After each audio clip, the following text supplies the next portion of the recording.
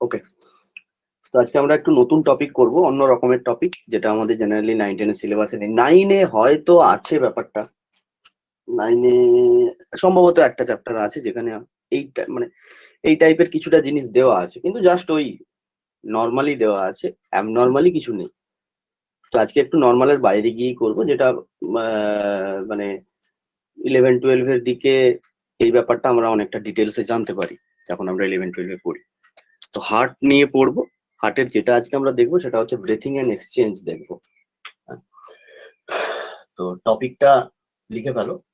টপিকটা হচ্ছে breathing and exchange.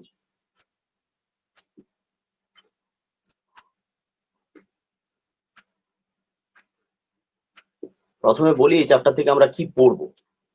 আজকের ক্লাসে মূলত বা তোমাদের পরীক্ষা অনুযায়ী যতটুকু এখানে লাগতে পারে বলে আমার মনে হয়েছে সেটুকুই একটু বোঝানোর চেষ্টা করছি। সেটা হচ্ছে যে অক্সিজেন আসা এবং কার্বন ডাইঅক্সাইড বেরিয়ে যাওয়া। অর্থাৎ হার্টের ভেতরে অক্সিজেন এলো, কার্বন ডাইঅক্সাইড বেরিয়ে গেল। অক্সিজেন এসে কোথায় গেল, গিয়ে কি এমন কাজ করছে, যাচ্ছে কোন রাস্তা দিয়ে।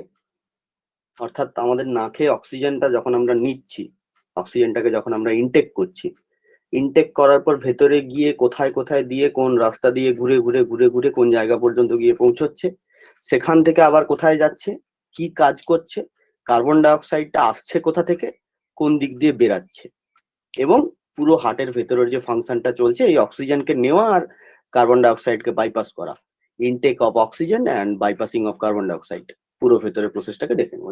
এটাই আজকের টপিক, খুব ইম্পর্টেন্ট টপিক।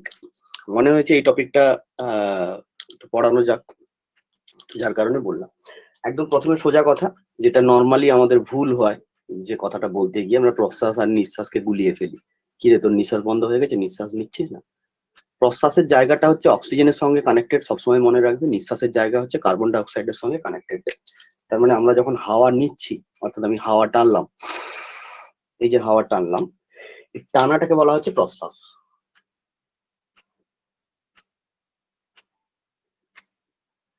ছাড়লাম, ছেড়ে দিলাম,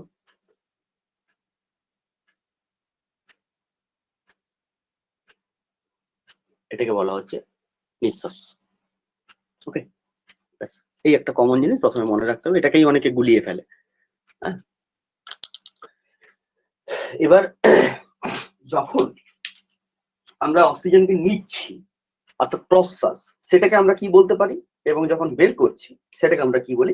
ইংলিশ টার্ম গুলো একটু জেনে রাখা কিন্তু এখানে অত্যন্ত প্রয়োজন। এই চ্যাপ্টারে ইংলিশ টার্ম গুলো জানা কিন্তু খুব প্রয়োজন, কারণ এই চ্যাপ্টারে এমন কিছু ইংলিশ টার্ম আছে যেগুলো সত্যি কথা বলতে বাংলা খুব কম হয়, মানে বাংলাতে হয় না বলা। হ্যাঁ, আর এই টার্ম গুলো mainly medical term. Medical term বাংলাতে ইউজ করাটা মানে সহজ নয় বলবো, বরং কঠিন, কারণ এই টার্ম গুলোর বাংলা না, এমন এমন ধরনের বাংলাগুলো আছে যেগুলো মনে রাখার থেকে ইংরেজি মনে রাখা অনেক সহজ।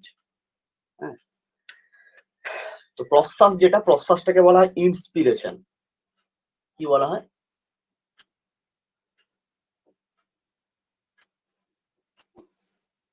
এটাকে বলা হয় ইন্সপিরেশন, এটা হচ্ছে প্রশ্বাস।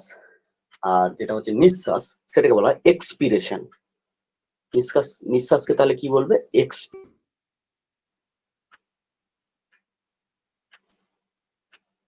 ওকে, প্রত্যেকটা জিনিসকে কিন্তু খাতাতে নোট ডাউন করবে। হ্যাঁ, কারণ এই চ্যাপ্টার থেকে কিন্তু আমি কোনো ম্যাটেরিয়াল দেবো না, আমি পরিষ্কার এখনই বলে দিচ্ছি। আমি বোর্ডে যেটুকু করাচ্ছি সেইটুকু যদি তোমার খাতায় তোলা থাকে, ব্যাস ওটাই তোমার ম্যাটেরিয়াল, অন্য কিছু আর লাগবে না এখান থেকে। ওকে, তো খাতাতে নোট ডাউন করা হচ্ছে মাস্ট।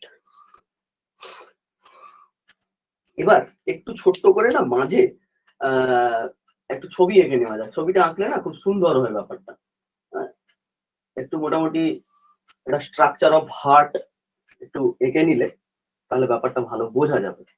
আমি একটু ছবিটা এঁকে নিলে তাহলে বেটার হবে বুঝতে, তাই না? আমাদের হার্টের দুটো ব্যাপার থাকে, তোমরা জানো প্রত্যেকেই। আর দুটো প্রকোষ্ঠ থাকে। এবার তার ভেতরে আবার 4টা থাকে প্রকোষ্ঠ আলাদা আলাদা করে, সেগুলোও থাকে। একটা একটা করে দেখি, দেন ব্যাপারটা ক্লিয়ার হয়ে যাবে।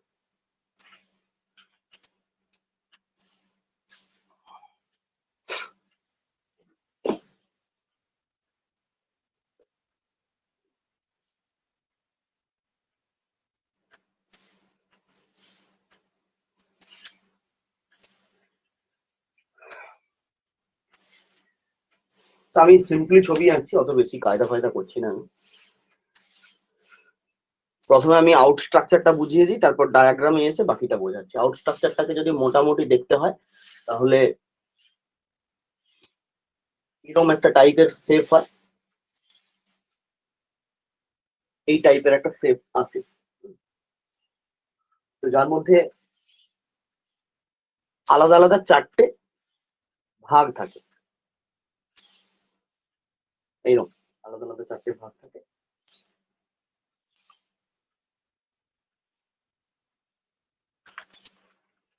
এটাকে বলা হচ্ছে রাইট অ্যাট্রিয়াম, এটা লেফট অ্যাট্রিয়াম, এটা রাইট ভেন্ট্রিকল, এটা লেফট ভেন্ট্রিকল। এই right atrium, left atrium, right ventricle, left ventricle, এই ব্যাপারগুলো কিন্তু 9 সিলেবাসে আছে। মানে এর ভেতরে কোথায় কি শিরা উপশিরা আছে, রক্ত কোন দিক দিয়ে আসে কোন দিক দিয়ে যায়, ওইটা 9 সিলেবাসে আছে, ওইটা আমরা সিলেবাসে করব। কিন্তু এই অক্সিজেনের ইনটেক আর কার্বন ডাই অক্সাইডের বাইপাস, এইটা কিন্তু ওই জায়গাটাতে উল্লেখ নেই, আর ওইটা আজকে আমরা করব। বাকি এই ভেতরের এখন যেটা লিখেছি ওটা আমি যখন 9 সিলেবাস পড়াবো তখন আমরা যাব সেটাতে, ঠিক আছে? তো মোটামুটি এরম দেখতে হয়। আর বাইরের লেয়ারটা তো তোমরা জানো, হার্টের লেয়ারকে কি বলা হয়, মানে হৃৎপিণ্ডের আবরণকে কি বলা হয়, এটা প্রত্যেকেই জানো, এটাকে বলা হয় পেরিকার্ডিয়াম। এটা প্রায় অনেকেরই জানা আছে, পেরিকার্ডিয়াম, তাই না?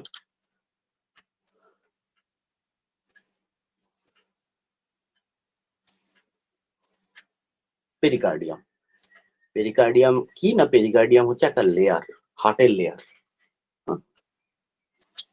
এই গেল। এই ছবিটাকে যদি আরেকটু বাড়িয়ে দেওয়া যায় তাহলে একদম বড় বড় করে দুটো আর্টারি থাকে, একদম বড় বড় এখানে দুটো আর্টারি লাগানো থাকে এইভাবে। দুটো মানে দুটো, যেহেতু দুটো আলাদা আলাদা গ্যাপ করে আছে, তো সেই কারণে দুটো বলা হচ্ছে। অ্যাকচুয়ালি ব্যাপারটা একটাই, যেটাকে বলা হয়, অর্থাৎ এর যেটা নাম, এটা হচ্ছে পালমোনারি আর্টারি।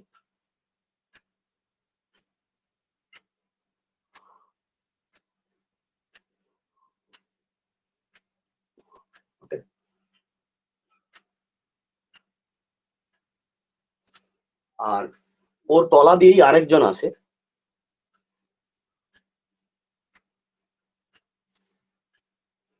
এইভাবে আসে ও।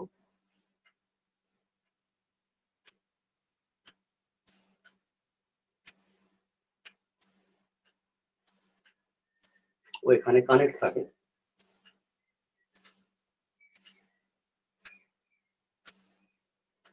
এবং এই জায়গা থেকে তিনটে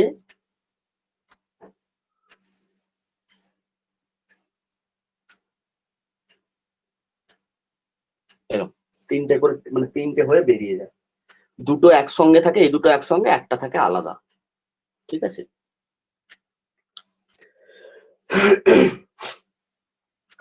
এদেরকে কি বলা হয়, অ্যাওর্টা বলা হয়, অ্যাওর্টা। আর এই মুহূর্তে আর এখানে আমি বেশি কিছু লিখলাম, জাস্ট মাঝামাঝি ব্যাপারটা বোঝালাম। এবার এদের ভেতরে না অনেক ব্যাপার আছে, সেটা হচ্ছে তোমার ধরো কিছু ভালভ আছে, ধরো ট্রাইকাসপিড ভালভ আছে, অ্যাওর্টিক ভালভ আছে, হ্যাঁ, মিট্রাল ভালভ আছে, সেগুলো যখন 9-এ পড়াবো তখন বলবো। আপাতত আমি এই জিনিসটা জাস্ট লিখলাম একটা অন্য কারণে, সেটা এবার শুরু করি। এখন ব্যাপার হচ্ছে যে ইন্সপিরেশন যখন হচ্ছে, যখন ইন্সপিরেশন, তার মানে সোজা কথায় যদি আমি বলি, প্রত্যেকটা জিনিসে যেহেতু রাইট, একটা ডান দিকের ভাগ আছে, একটা বাম দিকের ভাগ আছে, সেই কারণে আমাদের হার্টের কিন্তু অ্যাকচুয়ালি দুটো চেম্বার, একটা ডান দিকের চেম্বার, একটা রাইট চেম্বার থাকে, একটা লেফট চেম্বার থাকে, তার মানে হার্টে দুটো প্রকোষ্ঠ থাকে। এটা একটা সোজা জিনিস। এবার ওই ওই যে দুটো প্রকোষ্ঠ, এটা তো আমরা ওপরের হার্টটাকে দেখছি, এর তলা দিয়ে কিন্তু একটা বড় লম্বা নল গেছে, তাই না? এর তলা দিয়ে কিন্তু একটা বড় লম্বা নল গেছে। কতটা পর্যন্ত নলটা এসেছে জানো? এই মিডিল পোর্শন পর্যন্ত। এই মিডিল পোর্শন পর্যন্ত একটা বড় লম্বা নল এসছে, তারপর সেটা দুদিকে ভাগ হয়ে গেছে। যদি আমি ওটাকে একটু বোঝাতে যাই, মানে ব্যাপারটা কি বলছি দেখো, এইভাবে নলটা এসছে, এইভাবে নলটা এসে দুদিকে দুটো হাট, এবার এই নলটা এসছে অ্যাকচুয়ালি এতটা পর্যন্ত, তারপর এখান থেকে এইভাবে দুদিকে দুটো হাটে, রাইট হাটে আর লেফট হাটে কিন্তু চলে গেছে। হ্যাঁ, এবার অক্সিজেন যখন আসছে, মানে যখন ইন্সপিরেশন হচ্ছে, তখন অক্সিজেন প্রবেশ করছে, যখন এক্সপিরেশন হচ্ছে তখন কার্বন ডাইঅক্সাইডের বাইপাস হচ্ছে। এটা হচ্ছে ব্যাপার। এবার একদম প্রথমে আমাদেরকে জানতে হবে অক্সিজেন অ্যাকচুয়ালি মানে আসছে কেন। এক তো ব্লাডের ব্যাপার আছে, যে ব্লাডের আরবিসি অক্সিজেন না হলে ডিঅ্যাক্টিভেট হয়ে যাবে, আরবিসি কাজ করতে পারবে না, সেটা একটা ব্যাপার। ভয়েস কেটে যাচ্ছে, ভয়েস কি সবার কেটে যাচ্ছে?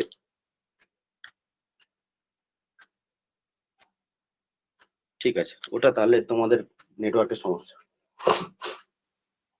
দ্বিতীয় যেটা মূলত কাজ, যে অক্সিজেন এসে অ্যাকচুয়ালি যায় কোথায়। ভালো, অক্সিজেন এলো, এসে কোথায় গেল সেটা একদম প্রথমে আমাকে জানতে হবে। অক্সিজেন এসে অ্যাট লাস্ট কোথায় যায় জানো? টিস্যুতে যায়। টিস্যু,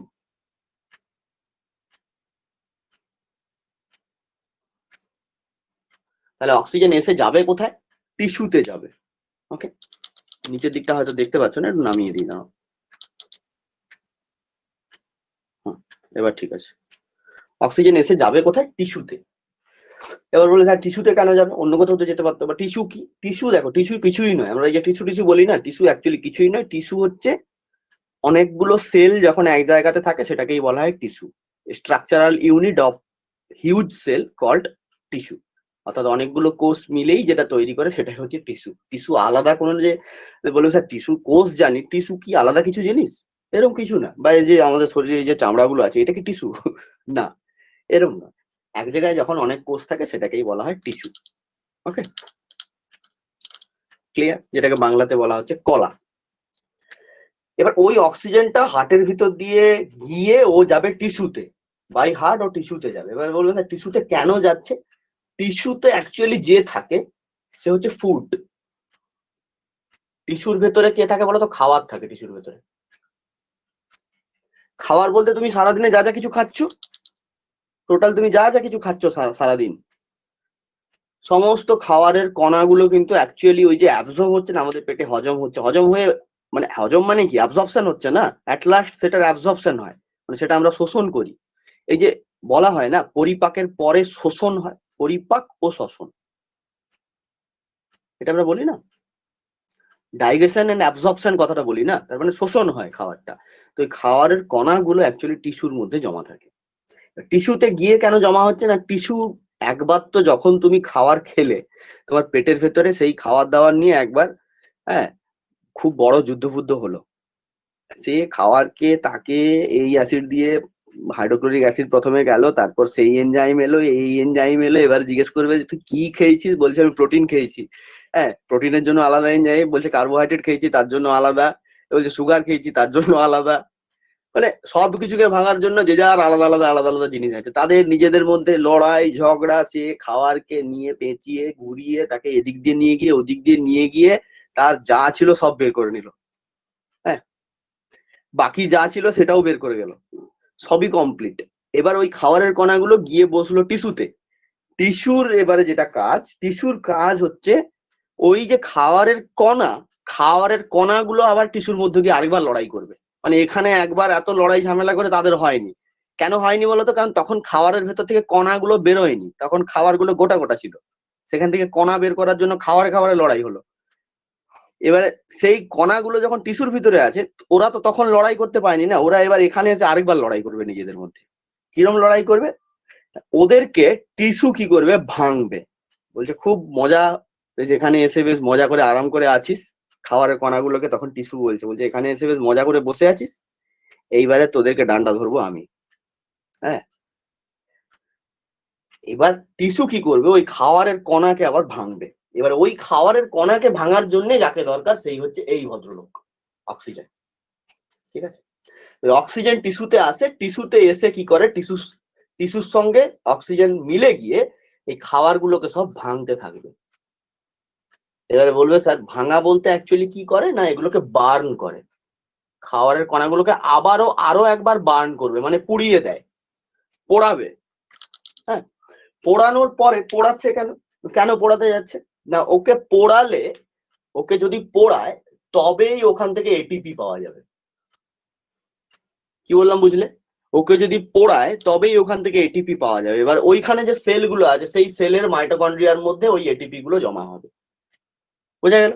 সেই হচ্ছে আমাদের এনার্জি, যেটা নিয়ে আমরা সারাদিনে এত কিছু দৌড় ঝাঁপ সবকিছুকে কন্ট্রোল করছি। ঠিক আছে, তার মানে অক্সিজেনের খুব বড় কাজ কিন্তু এখানে আছে। এবার এটিপি তো হলো, এইখানে একটা ভালো জিনিস তৈরি হচ্ছে এটিপি, এটা হচ্ছে ভালো জিনিস। এটিপি হচ্ছে অ্যাডিনোসিন ট্রাইফসফেট, অ্যাডিনোসিন ট্রাইফসফেট, একে বলা হয় শর্টে এটিপি। এটিপি হচ্ছে এক ধরনের এনার্জি, সোর্স অফ এনার্জি, যেটা মাইটোকন্ড্রিয়ার মধ্যে থাকে এবং আমাদের শরীরে সারা দিনের বাহ্যিক এবং আভ্যন্তরীণ সমস্ত ধরনের কাজকে, আমাদের শরীরের ভেতরে যা যা কিছু কাজ হয়, ইভেন কোষ বিভাজন পড়ানোর সময় বলেছিলাম যে এটিপি লাগে, প্রত্যেকটা কাজে ওই এটিপি কে লাগছে। এবারে আমার তো সোজা কথা ভাই, আমি খাবার খেলে তবে আমার শক্তি আসবে, না হলে কোথা থেকে আসবে? খাবার টিস্যুতে গেলে তবেই সেটা পুড়ে গিয়ে এটিপি তৈরি করবে, নাহলে আসবে না। সিম্পল ব্যাপার এটা। খাবার না খেলে আমরা দুর্বল হয়ে পড়ি, আমাদের কাজ করার ক্ষমতা হারিয়ে ফেলি। এবার ব্যাপার হচ্ছে যে এটিপি কিন্তু একটা ভালো জিনিস, কারণ এটিপির এত কিছু কাজ আছে। এবার এর সঙ্গে আরেকটা খারাপ জিনিস এখানে তৈরি হয়।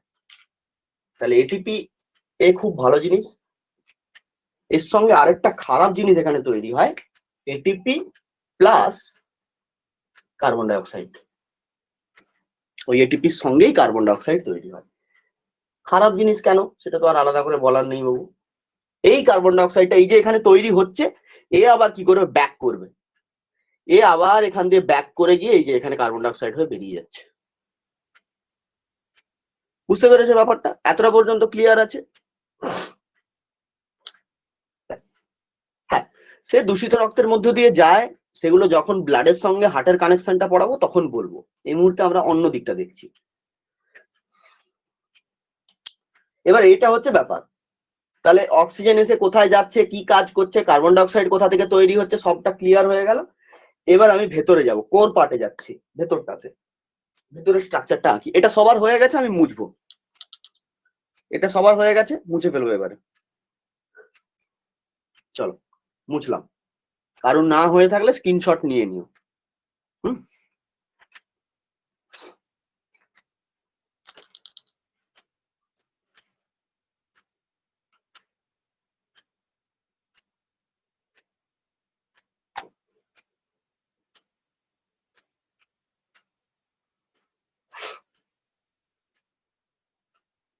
এবার আমাদেরকে ভেতরে কোর পার্টটাতে আসতে হবে। ধরো যে আমার নাক, আমি তো নাকের মাধ্যমে সবকিছু করছি না। আচ্ছা হ্যাঁ, ওখানে একটা ভালো কথা, টিস্যুর কথা বললাম। প্রথমে একটা ফ্যাক্ট বললাম, পেরিকার্ডিয়াম, হার্টের লেয়ারকে পেরিকার্ডিয়াম বলা হয়। টিস্যুর কথা বললাম, টিস্যু থেকে আরেকটা টার্ম আছে হিস্টোলজি। টিস্যু নিয়ে পড়াশুনো করাকে হিস্টোলজি বলা হয়। বেশ, এটা খাতাতে নোট ডাউন করো।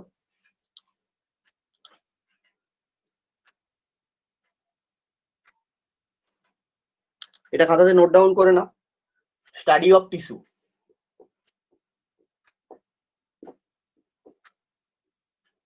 Study of tissue. হলো, মুছে ফেললাম।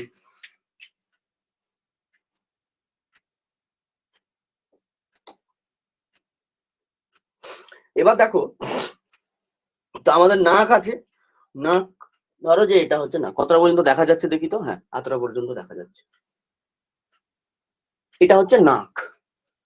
বেশ, এখানে কি একটা চোখ আঁকা যেতে পারে? ইয়েস, অফকোর্স আঁকা যেতে পারে।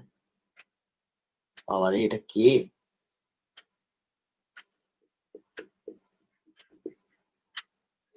ঠিক আছে, এটা হচ্ছে ব্যাপার। এবার নাক, এখানটাতে পয়েন্ট করে দাও নোজ বলে। হ্যাঁ, বেশ, তাহলে নাক থেকে একদম সোজা না একটা লম্বা বড় পাইপ লাগানো আছে। পাইপটা কোথায় থেকে জানো? পাইপটা হচ্ছে একদম মিডিল বরাবর, মানে ডাইরেক্ট নাক থেকে একটা পাইপ গেছে, একটা লম্বা পাইপ গেছে।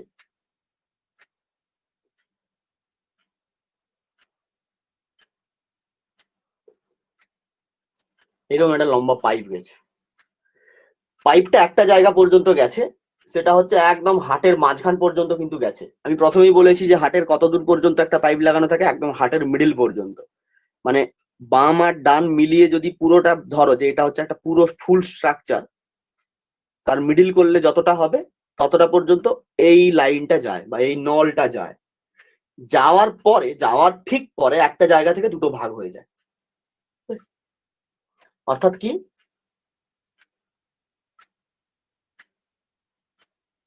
এরকম ভাবে দুটো ভাগ হয়ে যায়,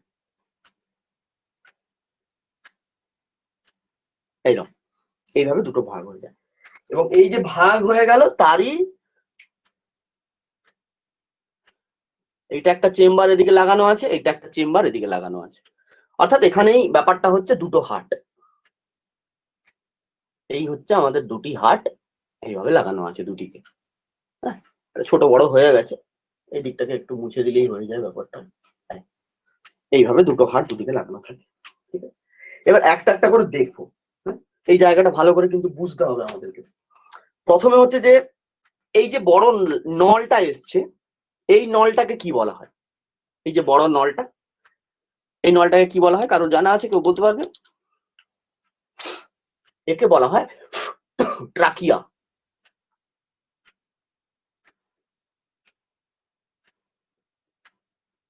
একে বলা হয় ট্রাকিয়া। বেশ, এবার ট্রাকিয়া একটা পয়েন্টে গিয়ে দুভাগে ভাগ হয়ে গেছে। দেখতে পাচ্ছ তোমরা নিশ্চয়ই, একটা পয়েন্টে গিয়ে ট্রাকিয়া দুভাগে ভাগ হয়েছে। এই যে এই জায়গাটাতে গিয়ে দেখো ভাগ হয়ে গেছে, এই হচ্ছে সেই পয়েন্ট যেখানে কিন্তু ট্রাকিয়া ভাগ হয়ে গেছে, তাই না? ভাগ হওয়ার পরে কিন্তু এরা তখন দুটো হয়ে গেছে, ট্রাকিয়াটা তখন কিন্তু দু সাইডে দুজন চলে গেছে। এই যে এরা যাচ্ছে, অর্থাৎ এখান থেকে এতটা আর এখান থেকে এতটা, এদেরকে এদেরকে বলা হয় ব্রঙ্কাস। এবার একটা দেখতে পাচ্ছ রাইট সাইডের ব্রঙ্কাস আছে, এটা রাইট আর এটা লেফট, মানে এটা রাইট হার্ট এটা লেফট হার্ট, তাই না? তোমাদেরও একই হচ্ছে তো? মানে ডান বামটা তোমাদের ঠিক আছে তো বুঝতে? না তোমাদের সুবিধা কোনটাতে হবে? আশা করছি ঠিকই আছে। হ্যাঁ, এটা ডান দিকের, এটা বাম দিকের। তার মানে ডান দিকে যে ব্রঙ্কাসটা যাচ্ছে তাকে আমরা কি বলবো? রাইট ব্রঙ্কাস বলবো।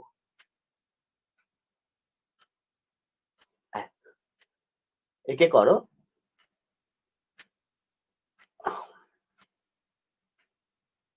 Right bronchus.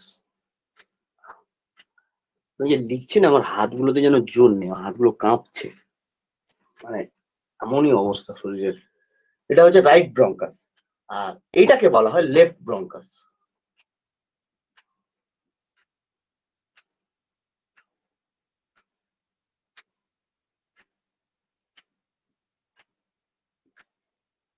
তাহলে এটা রাইট ব্রঙ্কাস, এটা হচ্ছে লেফট ব্রঙ্কাস।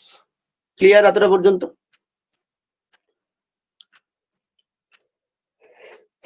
আরে ওই একই ব্যাপারে বাবা, এটাই তো লাংস, তো কি আলাদা কিছু হবে নাকি? একই তো ব্যাপার।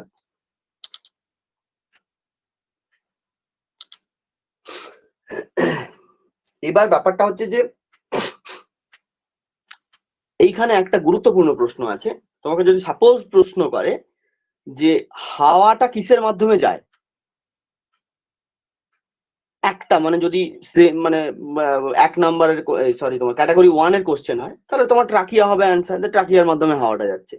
যদি ক্যাটাগরি 2 তে থাকে তখন দেখবে ট্রাকিয়ার সঙ্গে ব্রঙ্কাসও দেওয়া থাকবে। ক্যাটাগরি 2 তে থাকলে দেখবে ট্রাকিয়ার সঙ্গে ব্রঙ্কাসও দেওয়া থাকবে, কারণ ব্রঙ্কাসও হবে, ট্রাকিয়াও যেমন হচ্ছে ব্রঙ্কাসও কিন্তু হবে, ওদের মাধ্যমে হাওয়াটা যাচ্ছে।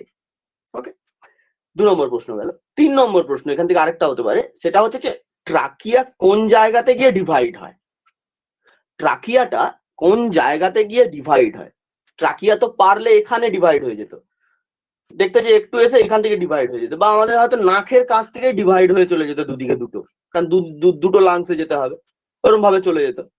হ্যাঁ, তো তাহলে একটা নির্দিষ্ট জায়গা থেকে যেখান থেকে ডিভাইড হয়, আমাদের যে মানে ইয়েগুলো আছে জানো তো, যে ভার্টিব্রা গুলো আমাদের আছে পরপর, আমি তোমাদেরকে কিছুদিন আগে যখন পড়িয়েছিলাম একটা লিস্ট করে দিয়েছিলাম একটা, পরপর আমাদের যতগুলো ভার্টিব্রা আছে, প্রথমে আছে সার্ভাইকাল, তারপর আছে থোরাসিক, তারপরে লাম্বার, তারপরে স্যাক্রাল, তারপরে কক্সিজিয়াল, এই যে পরপর এরম যে ব্যাপারগুলো রয়েছে মনে আছে নিশ্চয়ই? Cervical, thoracic, cervical vertebra, thoracic vertebra, lumbar vertebra, sacral vertebra, coccygeal vertebra, এই যে পরপর পরপর চলে গেছে। হ্যাঁ, তো এই যে চলে গেছে প্রত্যেকটা জায়গা থেকে ওই যখন ইয়ে পড়াই, যখন স্পাইনাল নার্ভ পড়াই মনে হয়, যখন স্পাইনাল নার্ভ পড়াই তখন বলেছিলাম এই ব্যাপারগুলো, স্পাইনাল নার্ভ পড়ানোর সময় যে প্রত্যেকটা পয়েন্ট থেকে নার্ভ গুলো যায়। তো ওই সার্ভাইকাল হচ্ছে প্রথম, মানে প্রথম ভার্টিব্রা হচ্ছে সার্ভাইকাল, তারপরে যেটা 2 নম্বর ভার্টিব্রা থাকে সেটা গেল, 3 নম্বর গেল, 4 নম্বর গেল, যেটা 5 নম্বর থোরাসিক থাকে। ওকে, 5 নম্বর থোরাসিক থাকে। এবার এখানে ব্যাপার আছে, এখানে কিন্তু ব্যাপার আছে, সার্ভাইভাল একবার বললাম মানে যে একটাই থাকে এরম নয়, কোনোটা একটা থাকে, কোনোটা দুটো থাকে, কোনোটা 3টে থাকে, কোনোটা 4-5টা করে থাকে, এরম করে করে যায় ওরা। তো থোরাসিকের মধ্যে যেটা 5 নম্বর থোরাসিক, 5 নম্বর থোরাসিকের জায়গাটাতে গিয়ে ওই ট্রাকিয়াটা দুটো ভাগে ভাগ হয়ে যায়। 5 নম্বর থোরাসিকের জায়গায় গিয়ে ট্রাকিয়াটা দুটো ভাগে ভাগ হয়। তাহলে তুমি খাতাতে জাস্ট ওইটুকুই নোট ডাউন করে রাখো, 5 নম্বর থোরাসিক ভার্টিব্রাতে গিয়ে, 5 নম্বর থোরাসিক ভার্টিব্রাতে গিয়ে ট্রাকিয়া দুটি ভাগে বিভক্ত হয় এবং বাম ও ডান ব্রঙ্কাস তৈরি করে। আরেকবার রিপিট করছি, খাতাতে নোট ডাউন করো, 5 নম্বর থোরাসিক ভার্টিব্রাতে গিয়ে ট্রাকিয়া দুটি ভাগে বিভক্ত হয় এবং বাম ও ডান ব্রঙ্কাস তৈরি করে। হয়েছে নাকি আরেকবার বলবো? সবার তোলা হয়েছে না আরেকবার বলবো? যারা রেকর্ড দেখছো আশা করছি তোমাদেরও তুলতে হচ্ছে, মানে তোমরাও তুলছো। আরেকবার বলছি, আরো একবার বলছি, 5 নম্বর থোরাসিক ভার্টিব্রাতে গিয়ে, 5 নম্বর থোরাসিক ভার্টিব্রাতে গিয়ে ট্রাকিয়া দুটি ভাগে বিভক্ত হয় এবং বাম ও ডান ব্রঙ্কাস তৈরি করে।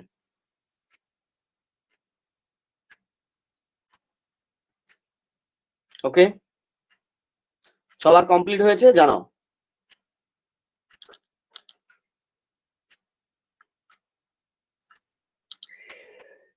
এবার এই গেল ভেতরের ব্যাপার, এখানটাও সম্বন্ধে বললাম। এবারে ব্রঙ্কাসে আসো। ট্রাকিয়া সম্বন্ধে অনেক কিছু জেনে নিয়েছি, যতটুকু আমাদের প্রয়োজন আমরা সব জেনে, এর বাইরেও আরো অনেক কিছু আছে, অতটা তোমাদের লাগবে না, মানে ওই হাই লেভেলটা লাগবে না এই মুহূর্তে। আমি চাচ্ছি না যে এই জিনিসটা ঘাটা, মানে একেই এক্সট্রা জিনিস, চাইছি না যে ঘেটে যাক ব্যাপারটা। নর্মালি যতটুকু তোমার পরীক্ষার জন্য, পরীক্ষা সাপেক্ষে যতটুকু দরকার ততটুকুই থাক, বেশি বললে বলা যায় এখান থেকে। কিন্তু এগুলো এমন জায়গা, আমি ডিএন এর জায়গাতে দুটো এক্সট্রা জিনিস কেন, 4টা এক্সট্রা জিনিস আমি বুঝিয়ে দিতে পারি, তুমি বুঝে যাবে আরামসে। কিন্তু এগুলো এমন ব্যাপার, এগুলোর লোয়ার লেভেল গুলো যদি ক্লিয়ার না থাকে হায়ার লেভেল বুঝতে পারবে না। হ্যাঁ,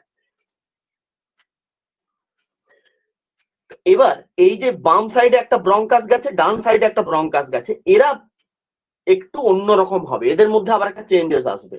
হ্যাঁ, ব্রঙ্কাস গুলো প্রথমে গিয়ে না ওরা ডিভাইড হতে থাকবে, যখনই ওরা ব্রঙ্কাস গুলো গিয়ে চেম্বারের ভিতরে ঢুকে গেল, এবার ডিভাইডেশন শুরু হবে ওদের মধ্যে। কিরকম ভাবে ডিভাইড হবে দেখো,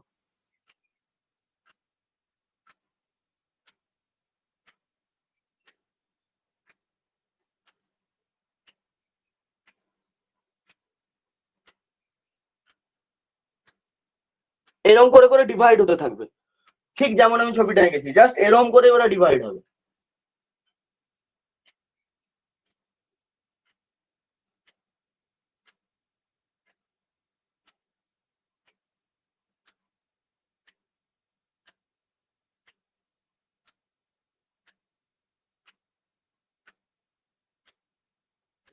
এইভাবে ডিভাইড হতে থাকবে, এইভাবে ডিভাইড, অনেক ডিভাইড থাকে, অনেকগুলো ডিভাইড থাকে। তোমাকে অত ডিভাইডেশনের নাম মনে রাখতে হবে না, এদের আবার নাম আছে, এই যে ডিভাইডেশন গুলো দেখছো না প্রত্যেকের নাম আছে। শুধু তুমি এটুকু মনে রাখো, টোটাল 23টা ডিভাইডেশন হয়, টোটাল 23 ভাগে এরা ভাগ হয়। ব্রঙ্কাস গুলো যখন চেম্বারের ভিতরে ঢুকে যায় তখন তাদের যে ব্রাঞ্চ গুলো তৈরি হয়েছে, এই যে এতগুলো ঝাঁক হয়ে গেছে, পুরো একটা ব্রাঞ্চ তৈরি হয়েছে, টোটাল 23টা ডিভাইডেশন থাকে। ওকে, 23টা ডিভাইডেশন থাকে। 23 ডিভাইডেশন বলে নোট ডাউন করে নাও ওখানে। কোন ডিভাইডেশন গুলোর কথা বলছি? এই যে ডিভাইডেশন গুলো, এই যে এখান থেকে এইটা, এখান থেকে এটার কথা বলছি, এই ডিভাইডেশনটা, এটা টোটাল 23টা থাকে। বেশ, এবার ব্যাপার হচ্ছে যে ওইগুলো ব্রঙ্কাসের পর তখন এবারে ওগুলোকে বলা হচ্ছে কি ব্রঙ্কিওল। 23 ব্রঙ্কিওলস, 23 ব্রঙ্কিওল, তখন কথাটা আসবে 23 ব্রঙ্কিওল। তাহলে এদেরকে আমরা কি বলবো? এদেরকে আমরা বলবো ব্রঙ্কিওল।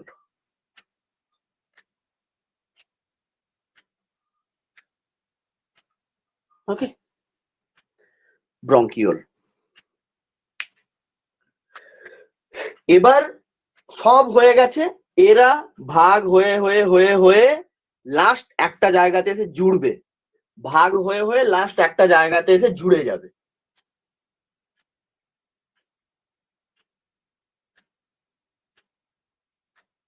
আমরা জানি হাওয়াকে ধরে রাখার জন্য কে থাকে এখানে? অ্যালভিওলাই থাকে না? অ্যালভিওলাই থাকে হাওয়াকে ধরে রাখার জন্য। ওই অ্যালভিওলাইকে গিয়ে জুড়ে যাবে। 23 বার ডিভাইড নয়, টোটাল এখানে 23টা ভাগ থাকে, 23 বার ডিভাইড নয়। হ্যাঁ, দুদিকেই 23, এদিকেও 23 এদিকেও 23, এইভাবে ভাগাভাগি হয়ে ডাইরেক্ট ওরা অ্যালভিওলাই গিয়ে জুড়ে যাবে। এই যে অ্যালভিওলাই গুলো গোল বলের মতো দেখছো, এগুলোকে বলা হচ্ছে অ্যালভিওলাই।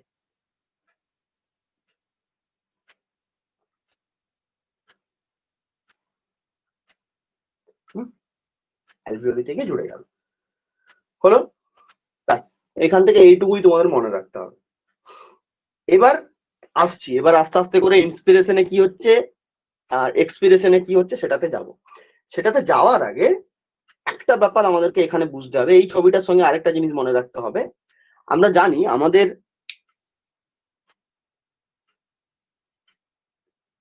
হৃৎপিণ্ডে একটা পেশি থাকে, তাই না? আমাদের হৃৎপিণ্ডে একটা পেশি থাকে, মানে অনেকগুলোই পেশি থাকে, কিন্তু একটা মেন পেশি থাকে যে পুরোটাকে কন্ট্রোল করে, মানে পুরো হাওয়া নেওয়া আর ছাড়া এই দুটো জিনিসকে কন্ট্রোল করে। কি বললাম? মায়াটম পেশি। পাগল নাকি? আরে মায়াটম পেশি তো মাছের থাকে, কি সব উল্টো পাল্টা বকছে। তাহলে একটা পেশি থাকে, যে পেশিটা কি করে, ক্লাসে মন দাও, চুপ করো।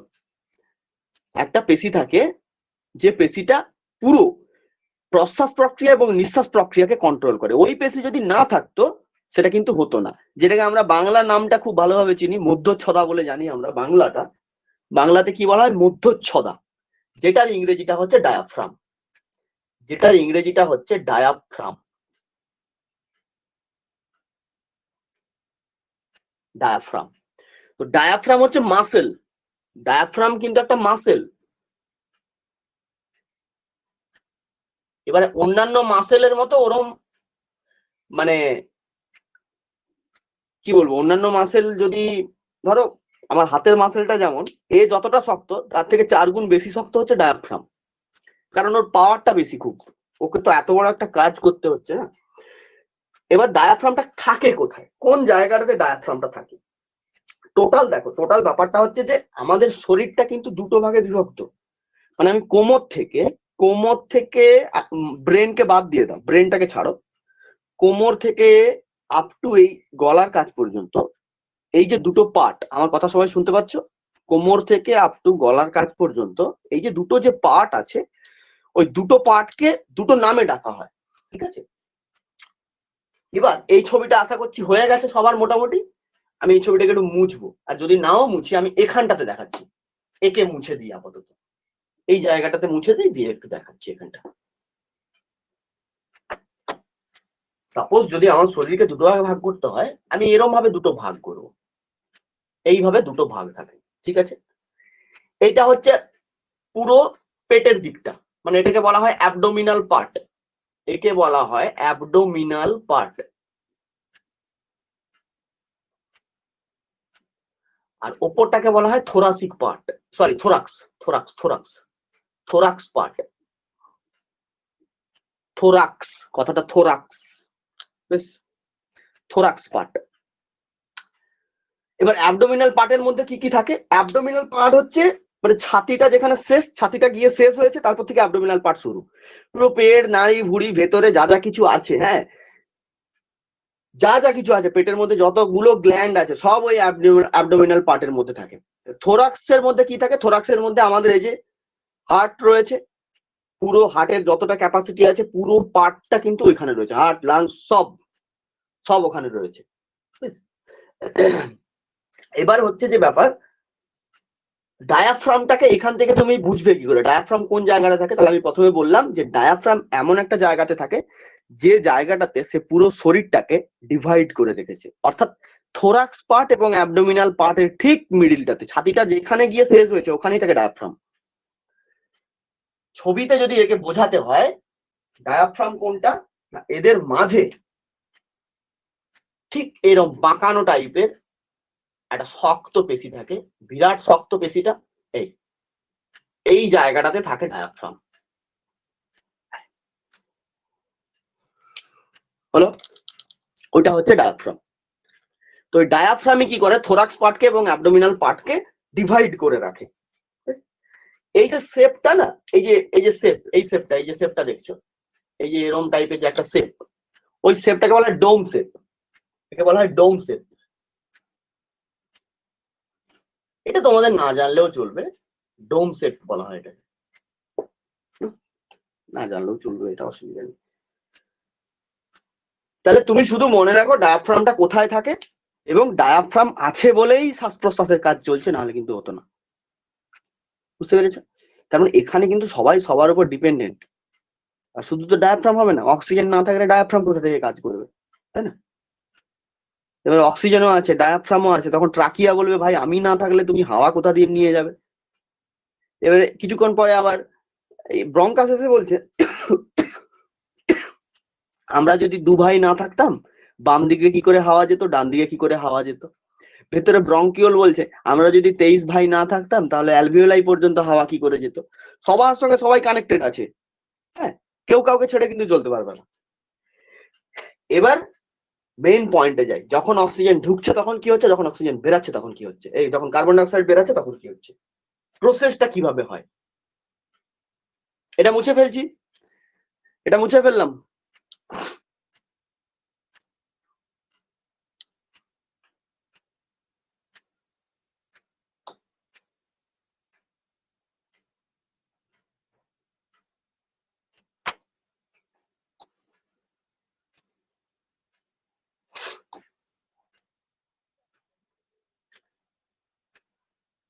তাহলে যখন অক্সিজেন ঢুকছে তখন সেটাকে আমরা কি বলছি, ইন্সপিরেশন বলছি।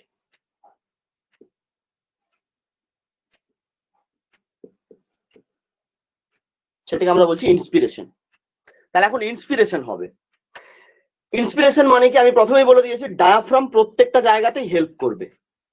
আমি নাকের সাহায্যে টানলাম, হাওয়াটাকে টানছি, মানে ইনটেক করব। তাহলে এখানে কি লিখবে তুমি ব্র্যাকেটে, না O2 ইনটেক, অর্থাৎ O2 কে গ্রহণ করছি আমরা। একদম প্রথমেই জাস্ট এখানে ভাইটাল ব্যাপার হচ্ছে একটাই, যে এই যে ডায়াফ্রামটা, আমি সাপোজ এখানে ছবি এঁকে জাস্ট একটু দেখাচ্ছি ডায়াগ্রামটা এঁকে, এরম ভাবে ডায়াফ্রামটা ছিল, ডায়াফ্রামটা এরম ভাবে ছিল, ঠিক আছে। ডায়াফ্রামটা কি হবে, যখনই সংকোচন হবে, কি বললাম, ডায়াফ্রামের সংকোচন, তাহলে এখানটাতে লিখে ফেলো contraction of diaphragm. Contraction of diaphragm মানে ডায়াফ্রামের সংকোচন হচ্ছে।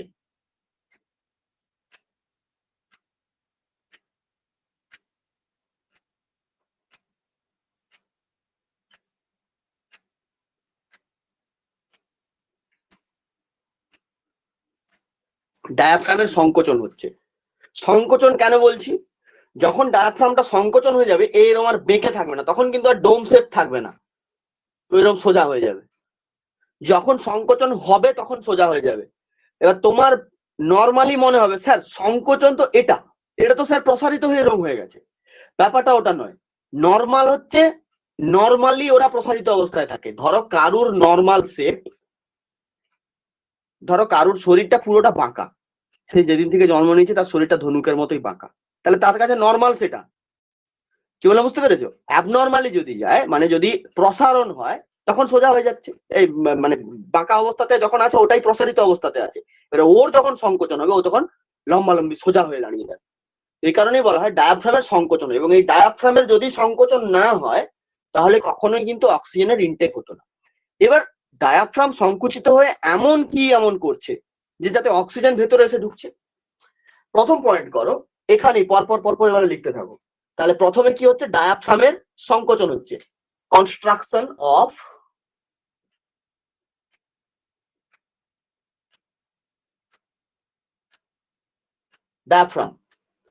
Diaphragm muscle. ওকে, ডায়াফ্রাম মাসেল হলো। এবার নেক্সট স্টেপে আসো। নেক্সট স্টেপে কি হবে, যখনই ওর সংকোচন হবে তখন এরকম লম্বা হয়ে যাবে, ঠিক আছে?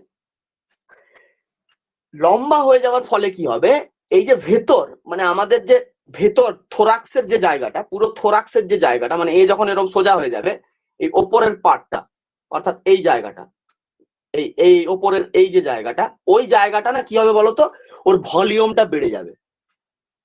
ওর ভলিউমটা বেড়ে যাবে অর্থাৎ এই যে যখন আমরা শ্বাসটা টানছি, শ্বাস টেনে দেখো, শ্বাসটা নাও, টানছো, দেখো টানার পরে কি হচ্ছে, দেখো আমাদের ছাতিটা সাইজ বেড়ে যাচ্ছে না, ছাতির সাইজটা বেড়ে যাচ্ছে, দেখতে পেয়েছো?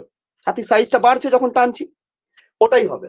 তার মানে কি হচ্ছে, ভলিউম ইনক্রিজ, কার ভলিউম, থোরাক্সের ভলিউম ইনক্রিজ হচ্ছে, থোরাক্সের ভলিউমটা বাড়ছে, থোরাক্সের ভলিউম ইনক্রিজ করছে, হলো ইনক্রিজ হলো। নেক্সট, যখনই থোরাক্সের ভলিউম ইনক্রিজ হবে, ওইখানে ওই যে পালমোনারি ছবি দেখিয়েছিলাম মনে আছে, পালমোনারি ছবিটা দেখিয়েছিলাম মনে আছে, লেখা আছে নিশ্চয়ই খাতাতে, পালমোনারি, ওই যে পালমোনারি মাসেলটা, মানে ওর সাইডেও তো মাসেল থাকে, ওই পালমোনারি তখন প্রেসার কমবে। কি বললাম, পালমোনারির প্রেসার কমবে,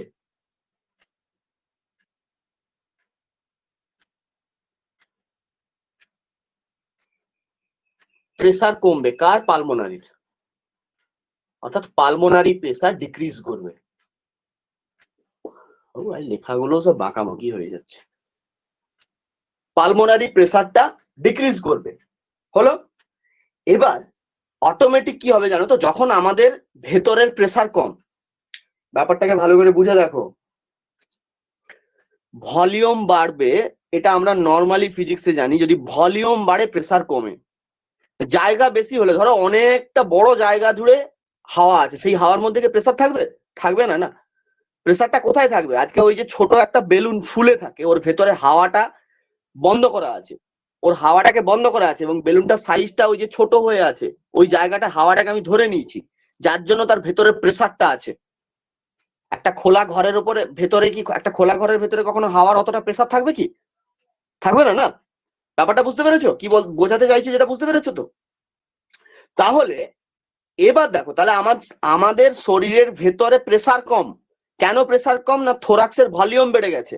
কেন ভলিউম বেড়ে গেছে, না ডায়াফ্রাম পেশির কনস্ট্রাকশন হয়েছে, ডায়াফ্রাম পেশি সংকুচিত হয়েছে। ভেতরের ভলিউম যখন কম হবে তখন অটোমেটিক আমাদের শরীরের থেকে বায়ুমণ্ডলের ভলিউম বেশি।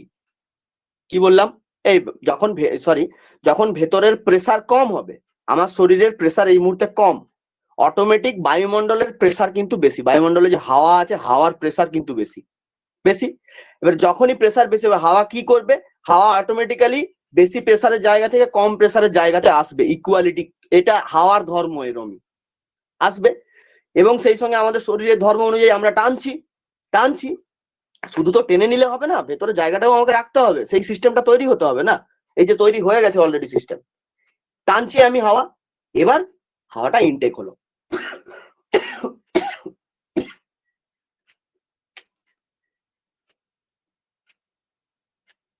এবারে অক্সিজেনের ইনটেক হলো। এই হচ্ছে ইন্সপিরেশন, মানে এভাবে ইন্সপিরেশন হয়, অর্থাৎ এটা হচ্ছে প্রশ্বাস প্রক্রিয়া। এটা গেল আমার প্রশ্বাস প্রক্রিয়া। এবার আমরা যাব নেক্সট নিঃশ্বাস প্রক্রিয়াতে, মানে এক্সপিরেশনটা কিভাবে হচ্ছে সেটা দেখে নিই একবার।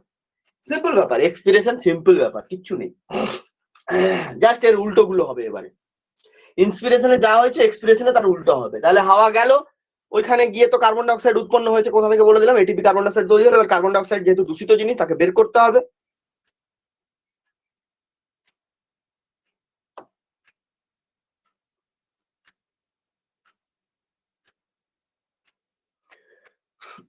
এবার এখন এই মুহূর্তে কিন্তু ডায়াফ্রাম এরম আছে, ডায়াফ্রাম এরম অবস্থাতে আছে। এবার হবে এক্সপিরেশন। এক্সপিরেশন কখন হবে সেটা বুঝতে হবে। এক্সপিরেশনে কি হবে না, কার্বন ডাই অক্সাইডের বাইপাস হবে, কার্বন ডাই অক্সাইডের বাইপাস হবে। এখন ডায়াফ্রামটা এরম অবস্থাতে আছে। মনে রাখবে ডায়াফ্রাম খুব বেশিক্ষণ ওরম অবস্থাতে থাকে না, ও জাস্ট কিছুক্ষণের মধ্যে, কয়েক সেকেন্ডের মধ্যে ও আবার চাইবে ওর নিজের জায়গাতে ফিরে যেতে। মানে যেভাবে ও নর্মালি ছিল, ডোম শেপ, যেভাবে ও নর্মাল শেপে ছিল সেই শেপে ও ফিরে যেতে চাইবে কিছুক্ষণ পরে, কয়েক সেকেন্ডের মধ্যে। আবার কি হবে, ভেতরের শেপটা সঙ্গে সঙ্গে চেঞ্জ হয়ে যাবে, কারণ ওটা তার নর্মাল। অ্যাবনর্মালি কি সে কি আর বসে থাকবে সারা জীবন? কি ওরকম ডায়াফ্রাম সোজা হয়ে থাকবে? থাকবে না, না। সে আবার তার নর্মাল শেপে ফিরতে চাইবে, এরকম শেপ হয়ে যাবে, আবার আবার বেঁকে যাবে। এই যে শেপটা, এটাকে বলা হচ্ছে প্রসারণ। এটাকে বলা হচ্ছে প্রসারণ, অর্থাৎ ডায়াফ্রাম মাসেলের রিল্যাক্সেশন হবে, রিল্যাক্স করছে। রিল্যাক্সেশন কেন বলছি, কারণ সে নর্মাল জায়গাতে ফিরে যাচ্ছে, আবার নর্মাল জায়গাতে ফিরে যাচ্ছে। হলো? যখনই, তাহলে এখানটাতে লিখে দাও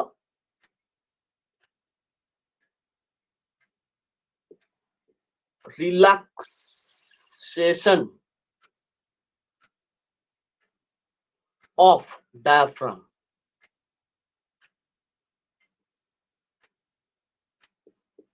মাসেল, যখনই relaxation of diaphragm muscle complete, MUSCLE complete. এবার কি হবে বলো,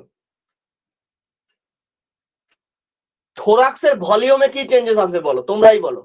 থোরাক্সের ভলিউমে কি চেঞ্জেস আসবে? কি হবে এবারে? ডিক্রিজ করবে, কমবে। আগেরটাতে তো বেড়ে গেছিল না, থোরাক্সের ভলিউম বেড়ে গেছিল। হ্যাঁ, এইবারে দেখো, তুমি যদি হাওয়াটা ছেড়ে দেখো, যখনই হাওয়া ছাড়ছো দেখো ছাতির যে পুরো সাইজটা দেখো আস্তে আস্তে করে কমে যাচ্ছে, মানে ছোট হয়ে যাচ্ছে। ছোট মানে কি আগের থেকে কি ছোট হয়ে যাচ্ছে? না, নর্মাল জায়গাতে ফিরে যাচ্ছে, নর্মাল যেমন ছিল সেই জায়গাতেই ফিরে যাচ্ছে। নেওয়ার সময় এক্সট্রা ওটা বেড়ে গেছিল, এক্সট্রা লার্জ হয়ে গেছিল, ডিক্রিজ হয়ে যাচ্ছে। তাহলে থোরাক্স ভলিউমটা এবারে কি হবে, ডিক্রিজ করবে।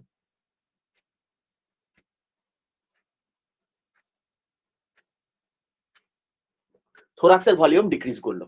এবার আমাকে বলো, যদি থোরাক্সের ভলিউম ডিক্রিজ করে, ভলিউম যদি কমে, প্রেসারের কি হবে বলো? ভলিউম করলে প্রেসার কি হবে? ফিজিক্স বলছে ভলিউম কমলে প্রেসার বাড়ে, প্রেসার ইনক্রিজ। কার প্রেসার ইনক্রিজ করবে? পালমোনারি প্রেসার ইনক্রিজ করবে, পালমোনারি প্রেসার ইনক্রিজ করবে। এবারে বলবে স্যার ইনক্রিজ মানে কি, মানে বাইরে থেকে কি বেড়ে যাবে? মানে ধরুন মানে আমাদের বায়ুমণ্ডলে তো একটা হাওয়ার প্রেসার আছে না, বায়ুমণ্ডলের মধ্যে তো একটা হাওয়ার প্রেসার আছে, তার থেকে কি বেড়ে যাবে নাকি? ব্যাপারটা ওরম নয়। ব্যাপারটা হচ্ছে তুলনামূলকভাবে আগের থেকে ইনক্রিজ করবে, তুলনামূলকভাবে আগের থেকে ইনক্রিজ করবে। এবং সেই ইনক্রিজিং যে পাওয়ারটা, যে প্রেসার কতটা বাড়বে, সেটা তার উপরে নির্ভর করছে কতটা পরিমাণে কার্বন ডাইঅক্সাইড বেরোবে, কতটা পরিমাণে কার্বন ডাইঅক্সাইড বেরিয়ে যাবে, বাইপাস কতটা হবে কার্বন ডাইঅক্সাইড, সেই তুলনায় প্রেসারটা ইনক্রিজ হবে। বুঝতে পেরেছো? তাহলে প্রেসার যখনই ইনক্রিজ হবে তখন কি হবে, ডায়াফ্রাম মাসেল অলরেডি সে তো কাজ করে দিয়েই বসে আছে, কার্বন ডাইঅক্সাইড বেরালো।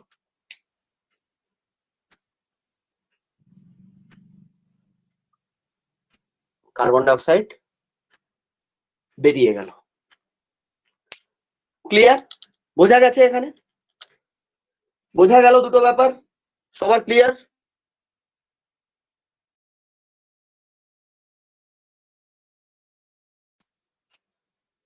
এবার বলো কারা বুঝ ব্যাপারটা। বোর্ডটা দেখা যাচ্ছে সবার? সবার বোর্ডটা দেখা যাচ্ছে? ঠিক আছে, এবার বলো কারা বুঝতে পারোনি বলো, কারা বুঝতে পারোনি বলো।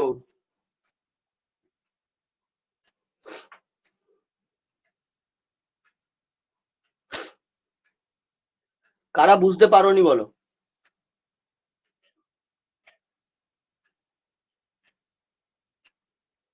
চল, কেউ কিছু বলছে না, মানে বুঝেছে। এগোই, এগিয়ে যাই এবার এখান থেকে। নেক্সট এখান থেকে আমাদের আরো অনেক কিছু জিনিস জানতে হবে। প্রথমত হচ্ছে যেটা ব্যাপার, তোমাকে যদি প্রশ্ন করে যে ডায়াফ্রাম পেশি নিম্নলিখিত কোনটিতে সাহায্য করে বা নিম্নলিখিত কোন কাজে ডায়াফ্রাম পেশি সাহায্য করে, তখন তুমি কি বলবে? অপশন কি কি দিয়েছে শোনো, তোমাকে অপশন কি কি দিয়েছে শোনো, অপশনটা বলি। অপশন দিয়েছে যে প্রশ্বাস দিয়েছে মানে ইন্সপিরেশন দিয়েছে, নিঃশ্বাস দিয়েছে এক্সপিরেশন দিয়েছে, আরেকটা ধরো লেখা আছে রেচন তন্ত্রে, আরেকটা ধরো লেখা আছে কিছু অন্য কিছু একটা অপশন দেওয়া আছে, ঠিক আছে। এবার প্রশ্ন করেছে ক্যাটাগরি 1 এ, তুমি কি করবে তাহলে তখন?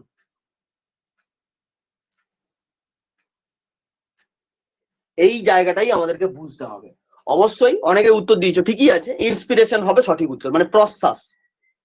এবার তুমি বলবে স্যার ডায়াফ্রাম শুধু প্রশ্বাসে কাজ করছে, নিঃশ্বাসে কাজ করছে না? অফকোর্স করছে না, কারণ সে নর্মাল জায়গাতে ফিরে যাচ্ছে, সেটা কখনো তার কাজ নয়। কি বললাম? ডায়াফ্রাম নর্মাল হচ্ছে, সেটা কি তার কোনো কাজ? সেটা তো কোনো কাজ না, ওটাই তো নর্মাল শেপ। কাজটা সে কখন করেছিল? যখন অ্যাবনর্মাল শেপ হয়ে গেছিল, যখন বেঁকে ছিল সোজা হয়ে গেছিল। নর্মাল হচ্ছে ওই বাঁকা ডোম শেপ, যখন সোজা হয়ে গেছিল সেটা ছিল তার অ্যাবনর্মাল শেপ। এবার বোঝা গেছে ব্যাপারটা। এবার বাই চান্স যদি ধরো এখন দিয়ে দিয়েছে প্রশ্ন, ধরো জানেইনি যিনি প্রশ্ন করেছেন, ধরো দিয়ে দিয়েছে কোনোভাবে একটা, হয়তো সেই মুহূর্তে তার ব্যাপারটা মাথায় আসেনি, কিন্তু তুমি করে দেবে, তখন কি করা যাবে? এবার এখানে আরো একটা ব্যাপার আছে, ক্যাটাগরি 1 তো একটাই উত্তর ঠিক, ক্যাটাগরি 2 তেও একটাই উত্তর ঠিক হতে পারে, ক্যাটাগরি 2 তেও একটা উত্তর ঠিক হতে পারে। এবার ধরো তোমাকে পাজেল করার জন্য দিয়েছে, এরকম মাঝে মাঝে কিছু কিছু প্রশ্ন থাকে ক্যাটাগরি 2 তে একটাই উত্তর ঠিক হয়, তবে প্রশ্নগুলোর মধ্যে সেরকম দম থাকতে হবে, মানে সেই ধরনের প্রশ্ন হবে, একটা হাই লেভেলের প্রশ্ন হবে, মানে আমরা মাঝে মাঝে যেইভাবে একটু ঘোরানো পেঁচানো প্রশ্নগুলোকে ইয়ে করি আর কি, ওই টাইপের প্রশ্ন হতে হবে। হ্যাঁ, তখন যদি এটা আমি বলে রাখছি, কারণ নর্মালি আমি এতদিন ধরে প্রশ্ন দেখেছি, প্রশ্নপত্র যথেষ্ট রিসার্চেবল হয়, আলতু ফালতু প্রশ্ন কখনো করে না। হয়তো খুব বেশি মানে এই আস্তে আস্তে দেখছি প্রশ্নের লেভেলটা একটু বাড়াচ্ছে, মানে একটু ভালো প্রশ্ন হচ্ছে, একটু প্রশ্নের না একটা লেভেল থাকা দরকার। এই আতিপাতি প্রশ্ন শুধু, একটু ভালো প্রশ্ন হবে, একটু লেভেলের কোশ্চেন হবে, তাই না? তবে তো ভালো লাগবে না পরীক্ষা দিতে, তো তবে মজা লাগবে, তবেই তো মজা, তবে তো মনে হবে যে প্রিপারেশন নিয়েছি। নাহলে আর কি বুঝবে তুমি, তুমি কি করে বুঝবে যে তুমি প্রিপারেশন নিয়েছো বলে? সবাই যেমন পরীক্ষা দেবে তুমিও সেরকমই পরীক্ষা দেবে তো। এবার ব্যাপার হচ্ছে যে যদি ক্যাটাগরি 2 তেও দেয় তখনও তুমি ইন্সপিরেশনই অ্যান্সার করবে, ক্যাটাগরি 2 তেও যদি দেয় তখনও তুমি ইন্সপিরেশন অ্যান্সার করবে। কোশ্চেনটা নিয়ে মানে এই কোশ্চেনটাই কি দেবে? তোমার বলছে স্যার কোশ্চেনটা আরেকবার বলুন। আচ্ছা বলে দিচ্ছি, আমি প্রশ্ন করেছি যে ডায়াফ্রাম পেশি নিম্নলিখিত কোন ক্ষেত্রে কাজ করে? প্রশ্বাস আছে মানে ইন্সপিরেশন আছে, নিঃশ্বাস আছে এক্সপিরেশন আছে, রেচন তন্ত্র আছে, আরেকটা ধরো লেখা আছে যে দেহের ভারসাম্য নিয়ন্ত্রণ। এরকম 4টে অপশন দেওয়া আছে। হুম, তো সেখানে তোমার উত্তর হবে শুধুমাত্র প্রশ্বাস, শুধুমাত্র প্রশ্বাস। এই লেভেলের প্রশ্ন না, এগুলো নিট লেভেলের প্রশ্ন হয়, এগুলো নিটের লেভেলের প্রশ্ন হয়।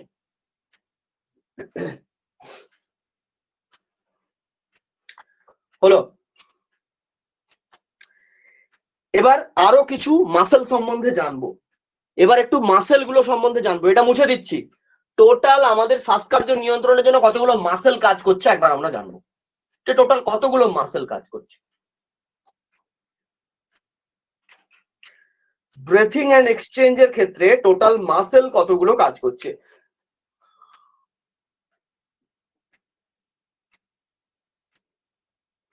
নাম্বার 1 এ প্রথমেই লিখে ফেলো ডায়াফ্রাম মাসেল, আমি বাংলায় লিখে দিচ্ছিলাম।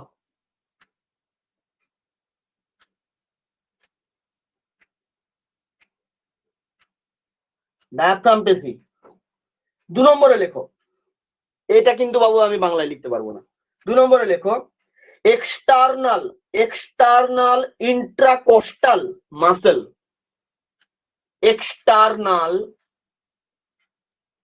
সহজ বানান, একদম সহজ বানান, intra INTRA, intracostal COSTAL, intracostal muscle.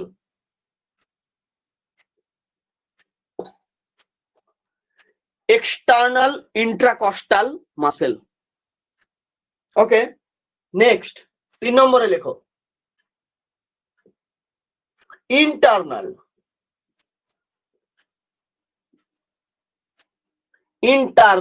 ইন্ট্রাকস্টাল muscle.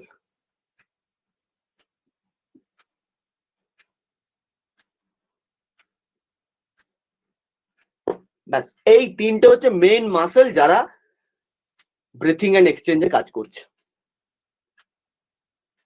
ওকে, এবারে এগুলো বাদে আরো ছোটখাটো পেশি আছে, সেগুলো প্রয়োজন নেই এই মুহূর্তে জানা,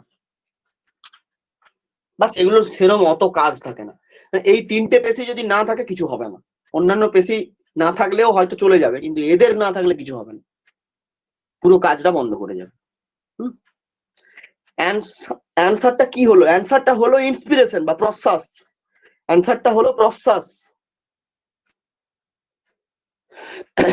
এবার হচ্ছে যে বাকি পেশিগুলো স্যার কি করে? ডায়াফ্রামটা তো দেখালাম কোন জায়গাটাতে থাকে। এক্সটার্নাল আর ইন্টারনাল এরা ওই লাংসের সঙ্গেই থাকে, এরা লাংসের সঙ্গেই থাকে। আমাদেরকে যেটা জানতে হবে, এদের কাজ জানতে হবে। কাজ কি করে এরা? কাজটা দেখো, ডায়াফ্রাম কোথায় কাজ করছে না, যখন নর্মাল ইন্সপিরেশন হচ্ছে, তাহলে এটা নর্মাল। ডায়াফ্রামের কাজ কিন্তু নর্মাল, এটা সবসময় মাথায় রাখবে, ডায়াফ্রামের কাজ নর্মাল। নর্মাল মানে কি? যখন স্বাভাবিকভাবে প্রশ্বাস হচ্ছে, স্বাভাবিকভাবে যখন প্রশ্বাস হচ্ছে সেটাকেই আমরা বলছি নর্মাল। মানে এটা তো অস্বাভাবিক কিছু নেই রে বাবা। এবার অস্বাভাবিক কখন হতে পারে? ধরো আমি শ্বাস নিচ্ছি, ঠিক আছে, আমি শ্বাস নিয়েছি প্রত্যেকে, আমি যেমন বলছি প্রত্যেকে করো, প্রত্যেকে আমি যেমন বলছি করো, টানো, হাওয়া টানো। আরেকবার বলছি, হাওয়াটাকে টানবে, টেনে ছাড়বে না, কিন্তু হাওয়াটা টেনে ছাড়বে না, হাওয়াটাকে টেনে ওয়েট করো। আমার সঙ্গে শুরু করো, স্টার্ট। হাওয়া টানো।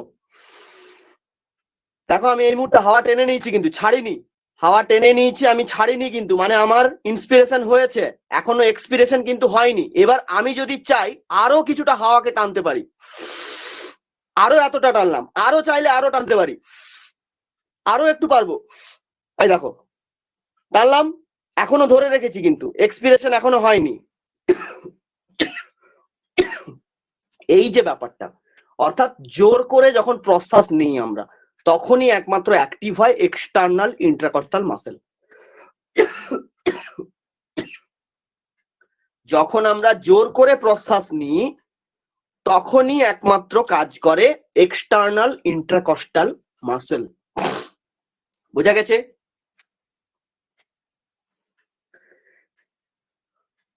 তোমরা ধরে বসে আছো? হ্যাঁ, এবার ছেড়ে দাও, ছেড়ে দাও, ছেড়ে দাও, ছেড়ে দাও।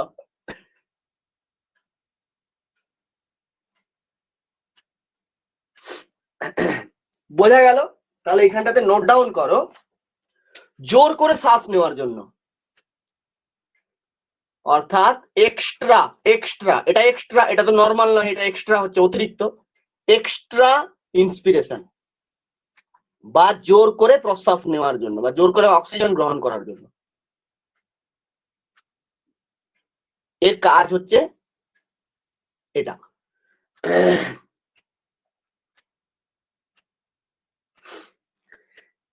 এবার নেক্সট, তারপরে এরপরে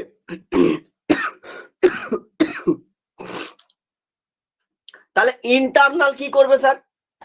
কি আর করবে? ওর উল্টোটা করবে। ইন্টারনাল আর কি করবে? ওর উল্টোটা করবে।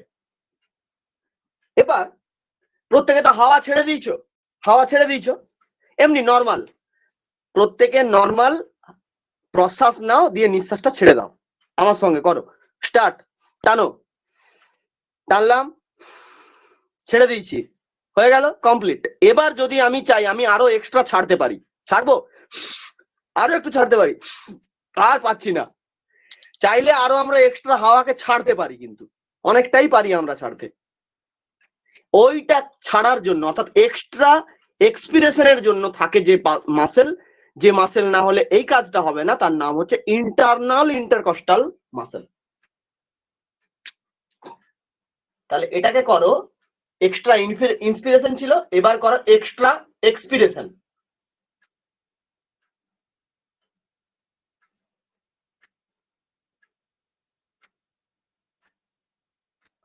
এক্সট্রা এক্সপিরেশন বোঝা গেছে?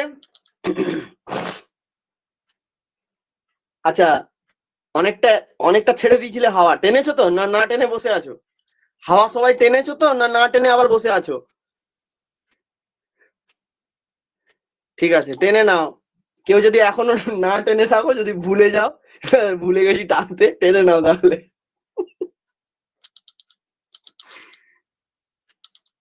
তারপরে আসো, এই মোটামুটি কয়েকটা জিনিস এখান থেকে মনে রাখবে। এবার এই যে শোনো, এবার ক্লাসে মন দাও, খুব গুরুত্বপূর্ণ জিনিস এবার আমাদেরকে শিখতে হবে, খুব গুরুত্বপূর্ণ, প্রায় 10টা মতো পয়েন্ট এবার আমাদেরকে শিখতে হবে। 10খানা পয়েন্ট আছে গুরুত্বপূর্ণ, ইম্পর্টেন্ট 10 পয়েন্ট এখান থেকে। ক্লাসে মন দাও সবাই। দেখো, তাহলে আমরা কিন্তু 3 ধরনের জিনিস দেখলাম। একটা দেখলাম যদি নর্মালি শ্বাস প্রশ্বাস হয়, এক্সট্রা যদি প্রশ্বাস নিতে যাই 2 নম্বর, 3 নম্বরে আমরা দেখলাম যদি আমরা এক্সট্রা নিঃশ্বাস করতে যাই। 3টে জিনিস, এই যে 3টে ব্যাপার বললাম, এই 3টে ব্যাপারের ওপর নির্ভর করেই বিভিন্ন ধরনের টার্ম উঠে এসছে। সেই টার্মগুলো কি সেগুলো আমাদেরকে এক এক করে জানতে হবে। প্রত্যেকটা জিনিস খাতাতে নোট ডাউন করো।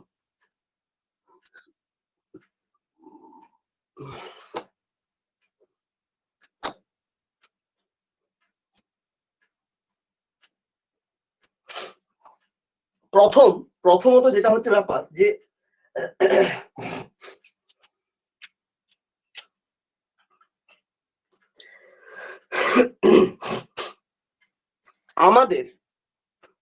আমাদের লাংসের মধ্যে একটা হাওয়া,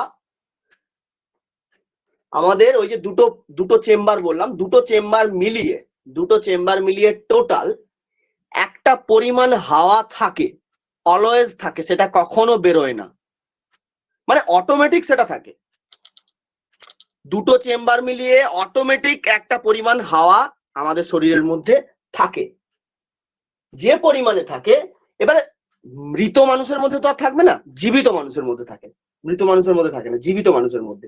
তাহলে একটি জীবিত মানুষের মধ্যে যে পরিমাণ হাওয়া সর্বদা দুটি প্রকোষ্ঠের মধ্যে থেকে যায়, সে না বেরোবে না ঢুকবে, কনস্ট্যান্ট, পুরো কনস্ট্যান্ট অবস্থাতে 1200 ml হাওয়া থাকে, পুরো কনস্ট্যান্ট অবস্থাতে 1200 ml হাওয়া থেকে যায়, কনস্ট্যান্ট। একে নিয়ে না তুমি ব্যবহার করতে পারবে, না একে কমাতে পারবে, না একে বাড়াতে পারবে। এটা জন্ম থেকে এরম সিস্টেম আছে, জন্ম থেকেই এরমই সিস্টেম থাকে। আমার কথা কি শোনা যাচ্ছে না যাচ্ছে না? কথা সবাই শুনতে পাচ্ছ তো? ঠিক আছে, ওকে। এই যে ভলিউমটা, এই যে হাওয়ার যে ভলিউমটা, এটা কতটা বললাম না, 1200 ml, 1200 ml ভলিউমটা থাকে। এই ভলিউমটাকে বলা হয় রেসিডুয়াল ভলিউম। সব জিনিসগুলো খাতাতে নোট ডাউন করো, রেসিডুয়াল ভলিউম, একে বলা হয় রেসিডুয়াল ভলিউম। এটা মনে রাখবে কনস্ট্যান্ট থাকে। কি কি মনে রাখবে এখান থেকে দেখো, প্রথমত হচ্ছে এটি কনস্ট্যান্ট থাকে, একে কখনো ব্যবহার করা যায় না। দ্বিতীয়ত কি মনে রাখবে, যে কোনো জীবিত মানুষের মধ্যে থাকে। তৃতীয়ত কি মনে রাখবে, জন্ম থেকেই এটা থাকে। চতুর্থত কি মনে রাখবে, এই হাওয়া কোনোভাবেই শ্বাস প্রশ্বাসে কাজ করে না, এই হাওয়া কোনোভাবেই নিঃশ্বাসে বা প্রশ্বাসে কাজ করে না। পঞ্চম জিনিস যেটা মনে রাখবে, এই যে পরিমাণটা অর্থাৎ রেসিডুয়াল ভলিউম নিয়ে এখান থেকে কোনো অঙ্ক ফঙ্ক হবে না, মানে এই ভলিউম কাজে লাগিয়ে কোনো অঙ্ক কখনো হবে না। এরপরে আমরা যাচ্ছি, এই জন্য আগে থেকে বললাম একে সবসময় ছেড়ে রাখতে হবে, ঠিক আছে? এবার ছাড়া মানে কি, মানে ধরো আছে কিন্তু কোনো কাজের নয়, এটা ব্যাপার আর কি। নেক্সট করো 2 নম্বর পয়েন্টে। একে কি বলা হয় ব্র্যাকেটে লিখে রাখো। আচ্ছা ওগুলো পরে লিখছি। নেক্সট আসো, চলে আসো। নর্মালি যে পরিমাণ হাওয়া আমরা গ্রহণ করতে পারি, কি বললাম? ধরো এই যে একবার আমরা টানছি, টানো সবাই টানো, টানলাম ছাড়লাম, টানলাম ছাড়লাম, সারাদিন নর্মালি যেটা চলে, ওরম নয় যে জোর করে টানবে, স্যার টানতে বলছে এরকম করে জোরে টেনে নিলে, দিয়ে আবার যখন ছাড়লে এরকম করে ছাড়লে, এরকম নয়। নর্মালি সারাদিনে, সেটা কথা বলতে বলতে হোক, কোনো কাজ করতে করতে হোক, ঘুমন্ত অবস্থায় হোক, নর্মালি মনে রাখবে আমরা 500 ml হাওয়া টানি, 500 ml হাওয়া টানি। মজার ব্যাপার আরেকটা, 500 ml হাওয়া আবার আমরা বের করে দিই, 500 ml টানি, 500 ml আবার বের করে দিই। বুঝতে পেরেছো? এই যে ভলিউমটার পরিমাণ কত না 500 ml, এই ভলিউমটাকে বলা হয় tidal volume.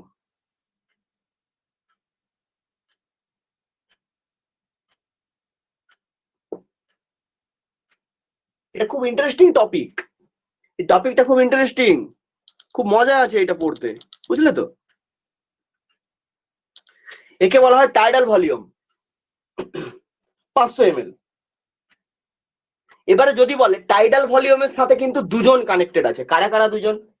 In plus ex, প্রশ্বাসও 500 ml, নিঃশ্বাসও 500 ml। তবে এখানে একটা ব্যাপার, নর্মালি হতে হবে, অ্যাবনর্মাল যেন না হয়, হ্যাঁ, মানে জোরে আওয়াজ করা যাবে না, আবার ধীরে ধীরে। 3 নম্বর পয়েন্টে আসো।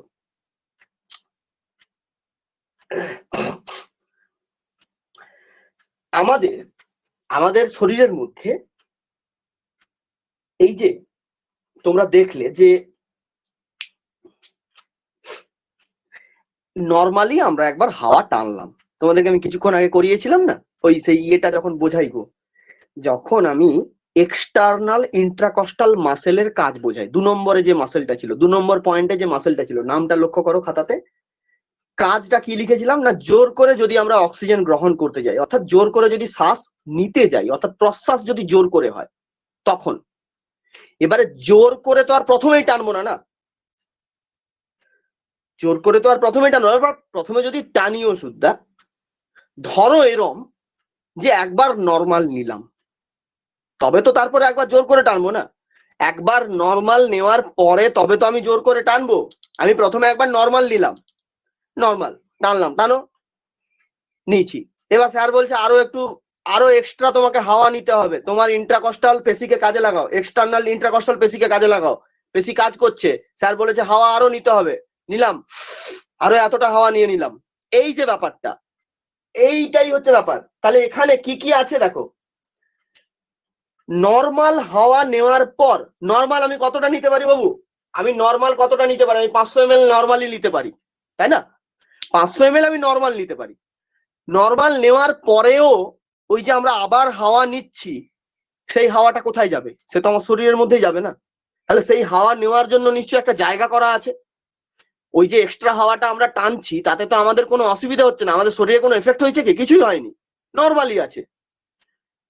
ওই ওটাকে নেওয়ার জন্য আমাদের শরীরে একটা জায়গা থাকে, সেই জায়গাটার কতটা থাকে, সেই ভলিউমটা হচ্ছে 3000 ml। অর্থাৎ আমরা যদি চাই, আমরা এক্সট্রা 3000 ml ভলিউম ইন্সপিরেশন করতে পারি বা প্রশ্বাসের মাধ্যমে নিতে পারি। এতটা হাওয়া আমরা প্রশ্বাসের মাধ্যমে নিতে পারি 3000 ml। কি বললাম, বোঝা গেছে? 3000 ml হাওয়া আমরা এক্সট্রা নিতে পারি আফটার এ নর্মাল ব্রিথিং। একটা 500 ml এর নর্মাল নেওয়ার পর আরো এক্সট্রা আমরা 3000 ml, সে 2 বারে হোক 3 বারে হোক, আমরা নিতে পারি, আমরা নিতে সক্ষম। এই হাওয়াটাকে বলা হয় ইন্সপিরেটরি। লেখো, ইন্সপিরেটরি রিজার্ভ ভলিউম। ইন্সপিরেটরি কথাটা কেন বলছি? কারণ আমরা এখন প্রশ্বাস নিয়ে কথা বলছি, এই জন্য আমরা ইন্সপিরেটরি বলছি। তাহলে এটার নাম কি? ইন্সপিরেটরি রিজার্ভ, রিজার্ভ কথাটা কেন লিখলাম? এটা আমার রিজার্ভ থাকে, ওই জায়গাটা রিজার্ভ থাকে। আমি কি সবসময় ওরম করি নাকি? যখন করি যদি হয় সেরকম, তখন সেটা করার জন্য রিজার্ভ থাকে। ধরো অনেকদিন বসেছিল, এখন কাজে লেগে গেল। এবার এটা তো সবসময় হয় না, না এরম সবসময় কি করে হবে বলো? তাহলে এটাকে বলা হয় ইন্সপিরেটরি রিজার্ভ ভলিউম। হয়ে গেছে সবার খাতায়? খাতায় সবাই তোলা হয়ে গেছে? খাতায় তুলে ফেলেছো? নেক্সট আরেকটা পয়েন্ট বলি। ঠিক যেমন টানার ব্যাপার আছে, টানছিলাম যখন, হাওয়াটা যখন আমরা ছাড়ি, একটা নর্মাল হাওয়া ছেড়ে দিলাম, মানে 500 ml ছাড়লাম, ছাড়লাম, এরপরে আমি চাইলে আরো হাওয়া ছাড়তে পারি। এই যে যতটা পরিমাণ হাওয়া ছাড়তে পারি, সেইটা কতটা এক্সট্রা, কতটা হাওয়া আমরা চাইলে ছাড়তে পারবো, সেটা হচ্ছে 1100 ml। সেটা হচ্ছে 1100 ml। এটাকে লেখো এক্সট্রা নিঃশ্বাস। এক্সট্রা নিঃশ্বাস, নিঃশ্বাস মানে কথাটা কি আসবে, টার্মটা কি আসবে? এক্সপিরেটরি। এক্সপিরেটরি রিজার্ভ ভলিউম বলা হয় একে। একে বলা হয় এক্সপিরেটরি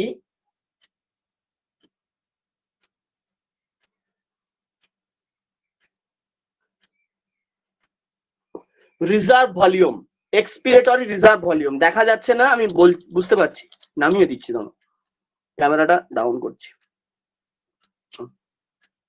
এবার ঠিক আছে, এক্সপিরেটরি রিজার্ভ ভলিউম।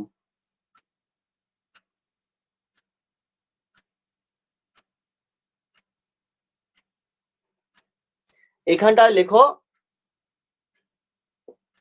এক্সট্রা বলে, এক্সট্রা প্রশ্বাস। এক্সট্রা প্রশ্বাস, এটা এক্সট্রা প্রশ্বাস, এটা এক্সট্রা নিঃশ্বাস। এটা নর্মাল টাইডাল ভলিউম, যেটা কনস্ট্যান্ট অবস্থাতে ভেতরে অলওয়েজ থাকে, না তাকে নিতে পারবে না তাকে ছাড়তে পারবে, সেটা হচ্ছে রেসিডুয়াল ভলিউম। হয়ে গেল? হয়ে গেল বাবু? হলো হলো হলো হলো হলো। এবার এখানে একটা টার্ম আছে, টার্ম আছে।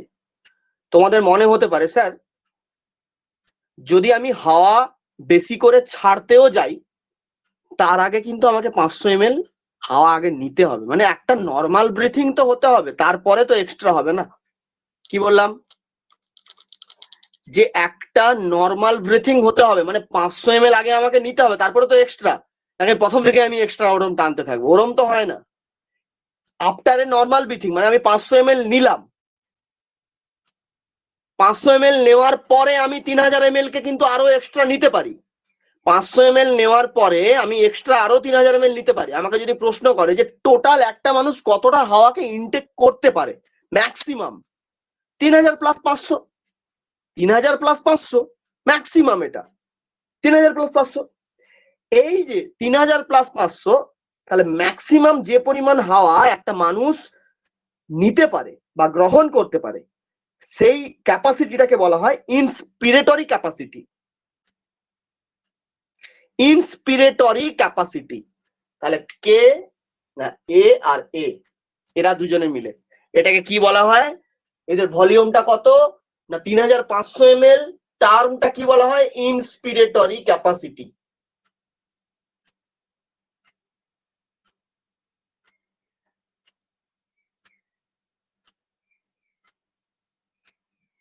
ইন্সপিরেটরি ক্যাপাসিটি। ওকে,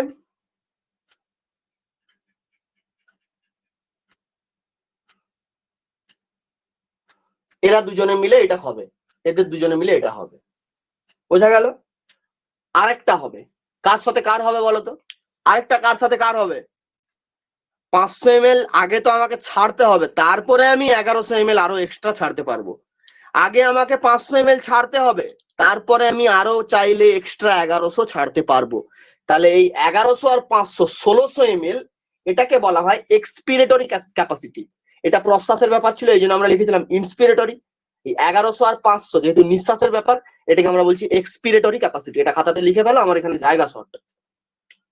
যদি হয় তাহলে এরকম ক্রস করতে হবে, হবে না? আচ্ছা আমি কানেক্ট করে দিচ্ছি দুজনকে, हम कनेक्ट कर देते हैं। ये वाला और ये वाला, इसको कर दो কানেক্ট यहाँ से। দেখো কানেক্ট করে দিয়েছি দুজনকে। এদেরকে কি বলবে? Expiratory capacity. কত পরিমাণ? কত না 1600 ml।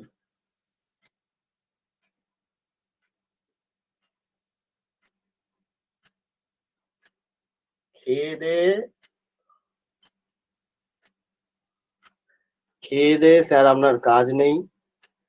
বেশ তো স্বাভাবিকভাবেই চলছিল নিঃশ্বাস প্রশ্বাস, এর ভেতরে সব এত প্যাঁচ রাখার কি দরকার ছিল?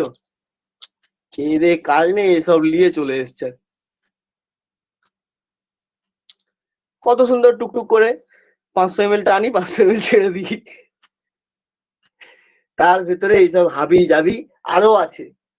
আসছি একটু একটু করে আসছি, কিন্তু সহজ। এই যে এতক্ষণ পর্যন্ত যতগুলো জিনিস জানলে, কোনো জায়গাটা এরকম আছে কঠিন আছে বলে? কিচ্ছু নেই এটার মধ্যে, কিছু নেই। যখন ওই ব্লাডের কানেকশন, মানে ব্লাড সার্কুলেশনটা যখন পড়াবো, যে ব্লাডটা ওই যে হার্টের ভেতর দিয়ে যখন সার্কুলেশন হচ্ছে, ওটা যখন পড়াবো, সেম ব্যাপার। ওটা তো এর থেকে আরো সহজ, ওটা তো এর থেকে আরো সহজ, এর থেকে সহজ ওটা। যখন পড়বে ঠিক বুঝে যাবে। হলো, চলো নেক্সট। এইবার আরেকটা ক্যাপাসিটি আছে, আরেকটা ক্যাপাসিটি আছে। এবার টার্ম, প্রত্যেকটা টার্মকে নোট ডাউন করো। রেসিডুয়াল ভলিউম কে শর্টে লেখো আরভি, এগুলো আমাদের অঙ্ক করতে কাজে লাগবে, অঙ্ক করতে কাজে লাগবে। Residual volume RV. Tidal volume কে বলা হয় TV, TV tidal volume. Inspiratory reserve volume, extra প্রশ্বাস নেওয়ার জন্য, আইআরভি, একে বলা হয় আইআরভি। এগুলোকে সব অন্য কালি দিয়ে করো, অন্য কালি দিয়ে করো, আইআরভি। আচ্ছা, এক্সপিরেটরি রিজার্ভ ভলিউম ইআরভি, এটা হচ্ছে ইআরভি। হ্যাঁ, টোটাল এই হচ্ছে আমার 4টা টার্ম। না, এগুলোর কোনো স্টাডি ম্যাটেরিয়াল থাকবে না, যা দেওয়ার সব এখানে আমি লিখে দিয়েছি। বোর্ড দেখে যারা খাতায় তুলে নিয়েছে, ব্যাস, কোনো নো ম্যাটেরিয়াল।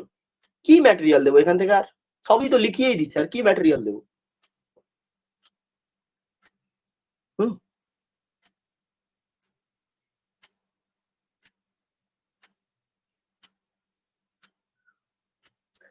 হলো, তারপর এটাকে শর্টে বলা হয় ইসি, এক্সপিরেটরি ক্যাপাসিটি। এটাকে শর্টে বলা হয় আইসি, ইন্সপিরেটরি ক্যাপাসিটি। কমপ্লিট। এবার খেলা শুরু হবে।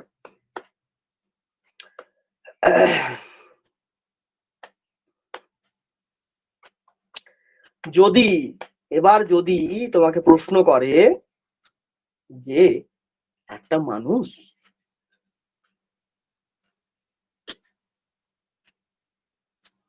মানুষ যদি সর্বোচ্চ পরিমাণে, কি বললাম, একটি মানুষ যদি সর্বোচ্চ পরিমাণে তার প্রশ্বাস এবং নিঃশ্বাস প্রক্রিয়াকে কমপ্লিট করে, তাহলে সে কত পরিমাণ হাওয়াকে নিতে এবং ছাড়তে পারে? একটি স্বাভাবিক মানুষ যদি তার প্রশ্বাস এবং নিঃশ্বাস প্রক্রিয়ার সর্বোচ্চ পর্যায়ে কত পরিমাণ হাওয়া নিতে পারে এবং ছাড়তে পারে, মানে একটা মানুষ যদি চায়, কারণ আমি যদি চাই আমি টোটাল কতটা হাওয়া নিয়ে খেলতে পারি, টোটাল কতটা হাওয়া নিয়ে আমি খেলতে পারি। খুব সহজ জিনিস, এত ইজি ব্যাপার তো। কাকে কাকে ধরবে দেখো, কাকে ধরবে? সবাইকে ধরতে হবে, সবাইকে ধরতে হবে, শুধু একজনকে ধরবো না, একে একে আমি ধরবো না, একে নিয়ে তো আর খেলতে পারবো না আমি। তাহলে কাকে ধরবে? TV tidal volume 500 ml plus IRV 3000 ml plus ERV 1100 ml, total 3 জনকে নিয়ে আমি খেলতে পারবো। 500 ml আমি নিতে পারবো, আমি ছাড়তে পারবো, 3000 আমি এক্সট্রা নিতে পারবো, আমি ছাড়তে পারবো, 1100 আমি এক্সট্রা ছাড়তে পারবো। ওকে, তাহলে নোট ডাউন করো, নোট ডাউন করো। প্রত্যেকের খাতাতে নিশ্চয়ই লেখা আছে, আমি এটা এবারে মুছবো, এখান থেকে আমি মুছবো এবারে, খাতাতে নিশ্চয়ই অনেকক্ষণ আগে সবার তোলা হয়ে গেছে, এবারে মুছবো। যারা তোলনি তারা এবার হাঁ করে বসে থাকো।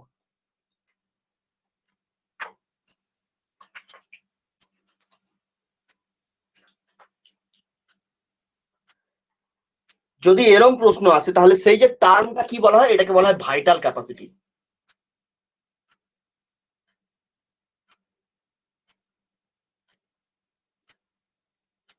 ভাইটাল ক্যাপাসিটি, ভাইটাল ক্যাপাসিটি কে কে না IRV plus TV plus ERV,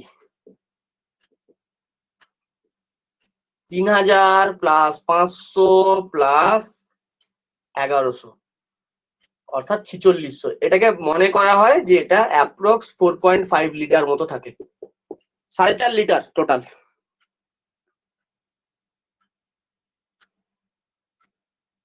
total 4.5 litre. Okay, একে কি বলবে, ভাইটাল ক্যাপাসিটি বলা হয়, ভাইটাল ক্যাপাসিটি হলো।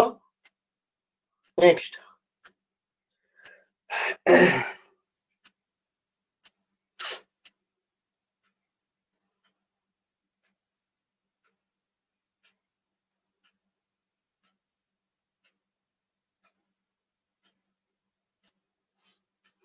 এবার নেক্সট কোশ্চেন, যদি তোমাকে প্রশ্ন করে, যদি তোমাকে প্রশ্ন করে যে একটি স্বাভাবিক মানুষ, একটি স্বাভাবিক মানুষ তার শরীরে টোটাল কতটা হাওয়া থাকতে পারে, একটি স্বাভাবিক মানুষের শরীরে টোটাল কতটা হাওয়া থাকতে পারে, থাকতে পারে মানে কি, ধরো কতটা পরিমাণে হাওয়া সে টোটাল নিল বা টোটাল সে কতটা ছাড়তে পারলো, এবং তার সঙ্গে তার টোটাল শরীরের ভেতরে কতটা হাওয়া অটোমেটিক আছে, সবগুলোকে মিলিয়ে একসঙ্গে উত্তরটা আসবে। কি বললাম বুঝতে পেরেছো? যদি বলে, আচ্ছা আমি কোশ্চেনটা না হয় চেঞ্জ করে দিচ্ছি, তোমাদের বুঝতে অসুবিধা হচ্ছে।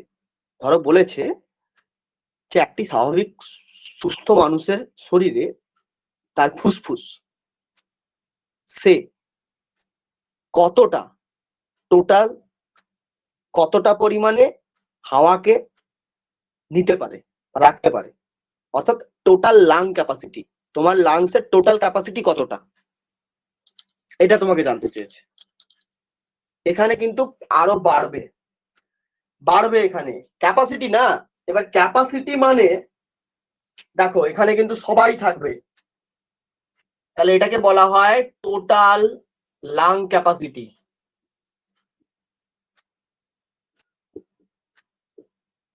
কে কে থাকবে এখানে, আইআরভি থাকবে, মানে যদি আমি এক্সট্রা শ্বাস প্রশ্বাস নিই সেটা থাকবে, প্লাস টিভি থাকবে, হলো আইআরভি টিভি, ইআরভি থাকবে আমি যদি এক্সট্রা করে বের করতে চাই।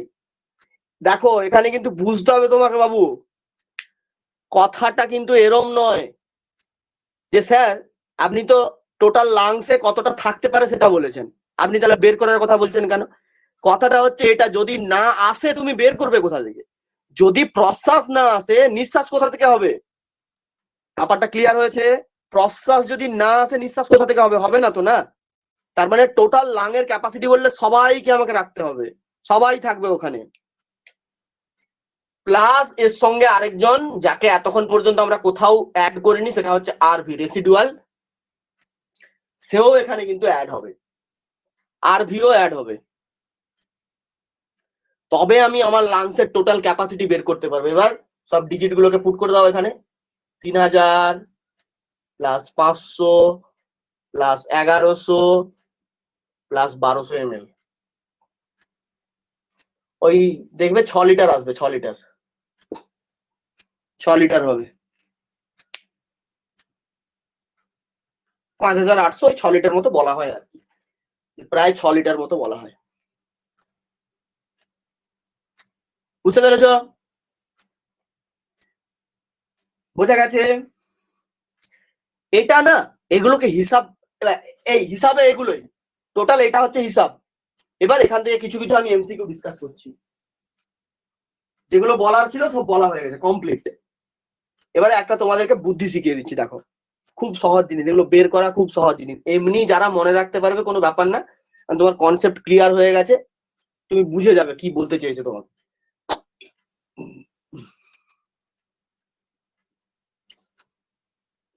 এবার না এখানে যদি মনে রাখতে হয় সহজে, একটা না ইয়ে করে নেবে,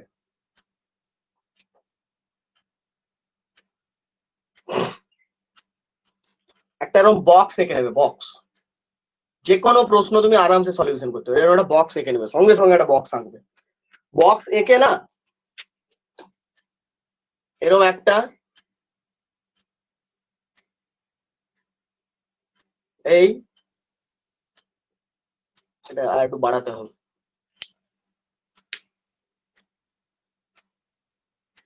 এই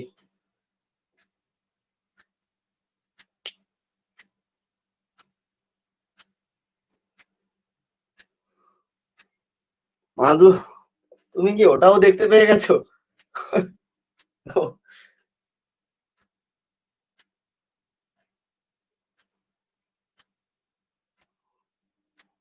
এই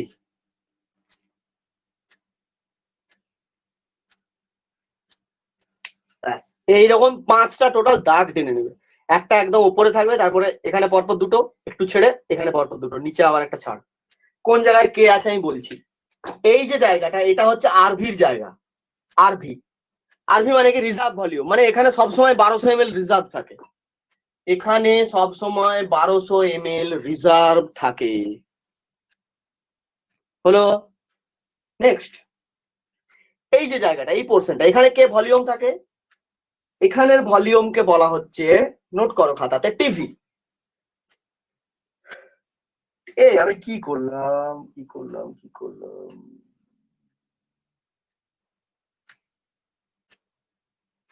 হ্যাঁ ঠিক আছে ঠিক আছে, ওকে ওকে ওকে ওকে ওকে ওকে, এইটা আরভি, ঠিক আছে, এই যে যেটা লিখেছি, মানে এই জায়গাটা হচ্ছে আরভির জায়গা, এটা এটা আরভির জায়গা, ওকে। আচ্ছা এই যে জায়গাটা, এই জায়গাটা, এটা এটা করো, এটা কার জায়গা, না এটা টিডির জায়গা, সরি টিভির জায়গা, টিভি, এটা কার জায়গা, এটা হচ্ছে টিভির জায়গা, টাইডাল ভলিউমের জায়গা কত, 500 ml, 500 ml টাইডাল ভলিউম। আচ্ছা হলো, ওপরেরটা করো, ওপরে এই জায়গাটা, এটা এটা হচ্ছে আইআরভির জায়গা, আইআরভির জায়গা, আইআরভির কত, আইআরভির কত গো, বলো বলো বলো, আইআরভি কত, 3000 ml, 3000 ml হচ্ছে আইআরভি। আচ্ছা এবারে তখন যেটা করতে গিয়ে মিস করলাম, এটা তো টিভি গেল, নিচে আছে আইআরভি, এদের মাঝে এই জায়গাটাকে একটু আমি অন্যরকম করছি, এটা এইখানে একজন আছে, এখানে একজন আছে, হ্যাঁ এখানে একজন আছে, কে আছে বলতো, ইআরভি আছে না, ইআরভি আছে, যে আইআরভি যেমন থাকবে ইআরভিও তো থাকবে রে বাবা, ইআরভি, ইআরভি কত গো, কত এমএল, 1100, 1100 ml ইআরভি, পেয়ে গেছো, বাস এই ছবিটা তোমাকে আঁকতে হবে, এবার তোমাকে প্রশ্ন যাই দিক তুমি সব পারবে, আপনি মুছে করে দিলেন, আমরা কি করব, কি আর করবে, হা করে তাকিয়ে থাকো, কি আর করবে,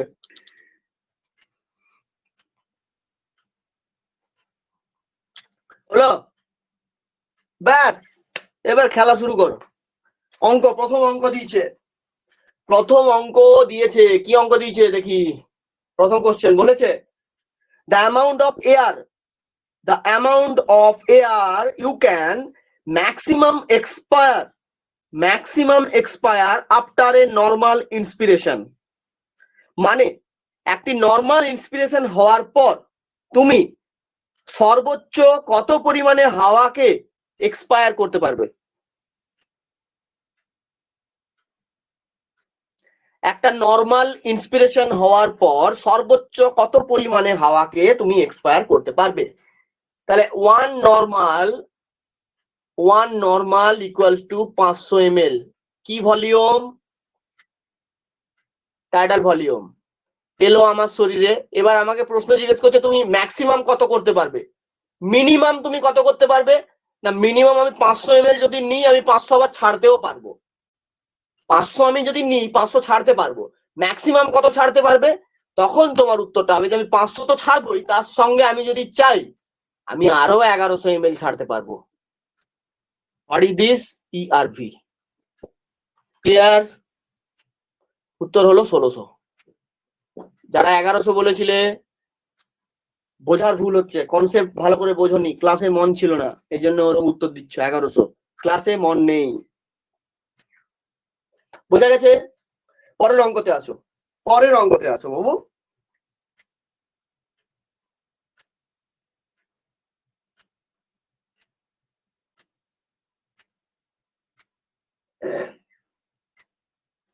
বলেছে পরের অঙ্ক বলেছে, নেক্সট শোনো অঙ্ক শোনো। The amount of air present in lungs after a normal inspiration, sorry after a normal expiration, sorry after a normal expiration, the amount of air present in lungs after a normal expiration। প্রশ্ন বোঝো ভালো করে। এখন তুমি কোন অবস্থাতে আছো? না তোমাকে বলেছে যে তোমার শরীরে কতটা পরিমাণে হাওয়া থাকতে পারে আফটার নর্মাল এক্সপিরেশন, মানে নর্মালি যদি প্রশ্বাস প্রক্রিয়া হয়ে থাকে তাহলে তোমার শরীরে এই মুহূর্তে কতটা হাওয়া থাকতে পারে। Very very important question. কোশ্চেনটা শুনতে খুব সহজ লাগে কিন্তু এর ভেতরে প্রচুর প্যাঁচ আছে, প্রচুর প্যাঁচ আছে এই কোশ্চেনটার ভেতরে। তোমার লাংসের ব্যাপারটা জানতে চেয়েছে। দেখো আমি বলেছিলাম না ছক কাটবে, প্রথমে ছক কেটে নেবে, প্রথমেই তোমার কাজ হচ্ছে ছক কাটো, ছক ছক ছক কাটলেই তবে কোশ্চেনের ছক্কা হয়ে যাবে।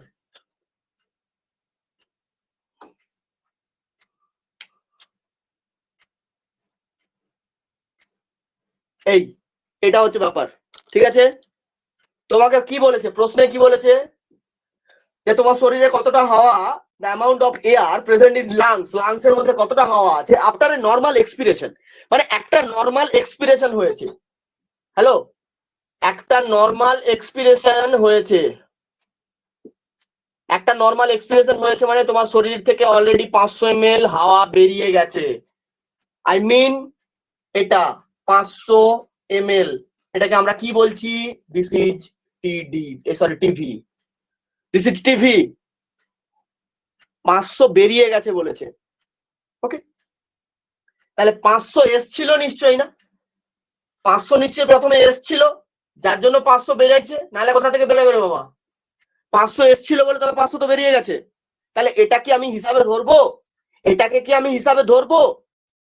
নিশ্চয়ই না, ধরবো না। তো আমাকে প্রশ্নে বলে দিয়েছে যে যে তোমার নর্মাল এক্সপিরেশন হয়ে গেছে, তারপরে তোমার লাংসের ক্যাপাসিটি কতটা আছে, তারপরে তোমার লাংসে কতটা পরিমাণে হাওয়া প্রেজেন্ট আছে।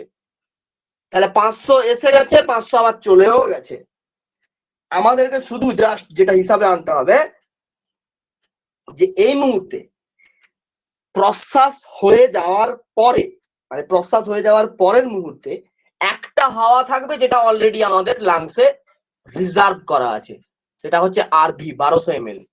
এ কিন্তু আছে, তাহলে একে আমি ধরতে পারি এই জায়গাতে আমি একে ধরতে পারি 1200 প্লাস প্লাস এখানে আরেকজন আছে। প্রশ্বাস প্রক্রিয়া হয়ে গেছে, ভালো করে ভেবে দেখো তো, আমি 1100 কে নিতে পারি, আমি এখানে 1100 নিতে পারি, এখানে আমি 1100 নিতে পারি। 1100টা কি? 1100টা কি? 1100 কি? 1100 হচ্ছে ইআরভি।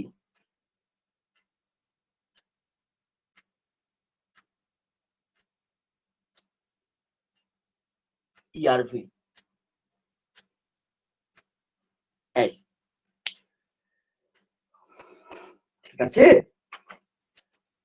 এটা না বুঝতে হবে। আমি আরো একবার এই জিনিসটাকে ক্লিয়ার করছি, ভালো করে মন দাও ক্লাসে।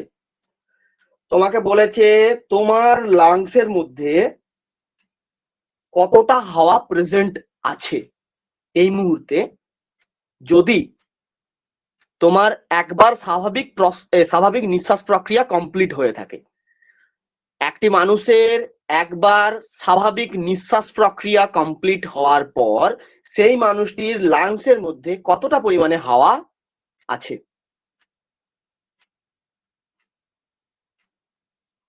তাহলে উত্তরটা আছে এখানে 2300 ml।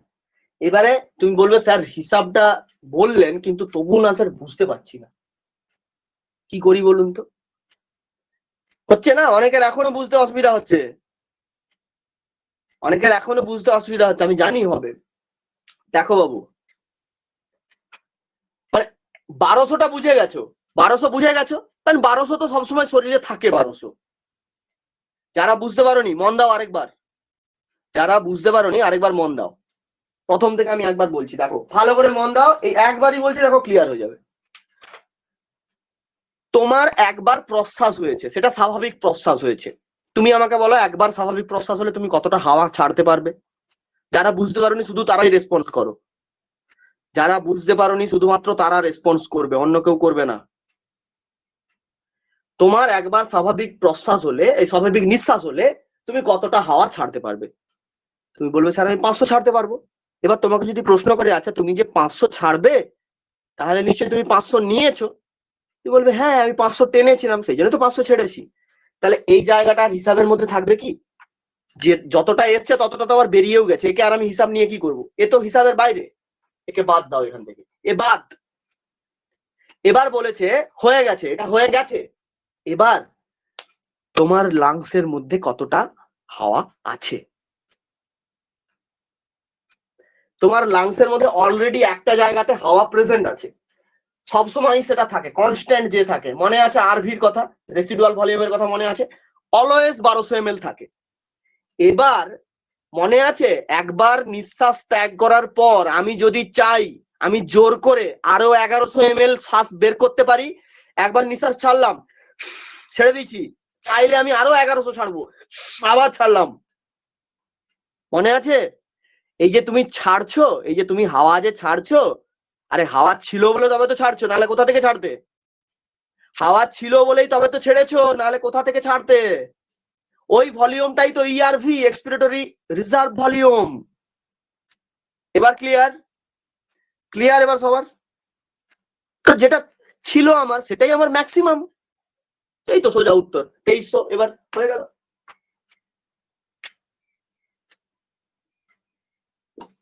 ব্যাস, ছুটি ছুটি।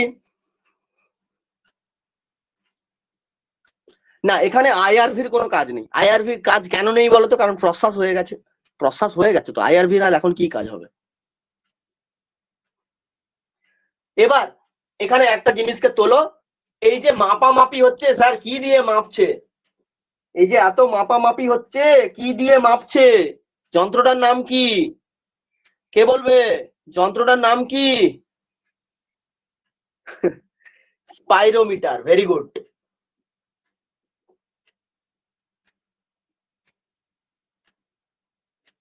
স্পাইরোমিটার, স্পাইরোমিটার সব মাপতে পারবে, ঠিক আছে? স্পাইরোমিটার সব মাপতে পারে, শুধু একটা জিনিসকে মাপতে পারে না, সেটা হচ্ছে রেসিডুয়াল ভলিউমকে মাপতে পারে না কখনো স্পাইরোমিটার। রেসিডুয়াল ভলিউম কখনো স্পাইরোমিটার মাপতে পারবে না, বাকি সব পারবে। রেসিডুয়াল ভলিউম মাপার জন্য অন্যান্য যন্ত্র থাকে, স্পাইরোমিটারে কখনো রেসিডুয়াল ভলিউম মাপা হয় না। ব্যাস, এই পর্যন্তই আজকের ক্লাস। থ্যাংক ইউ সবাইকে, ছুটি।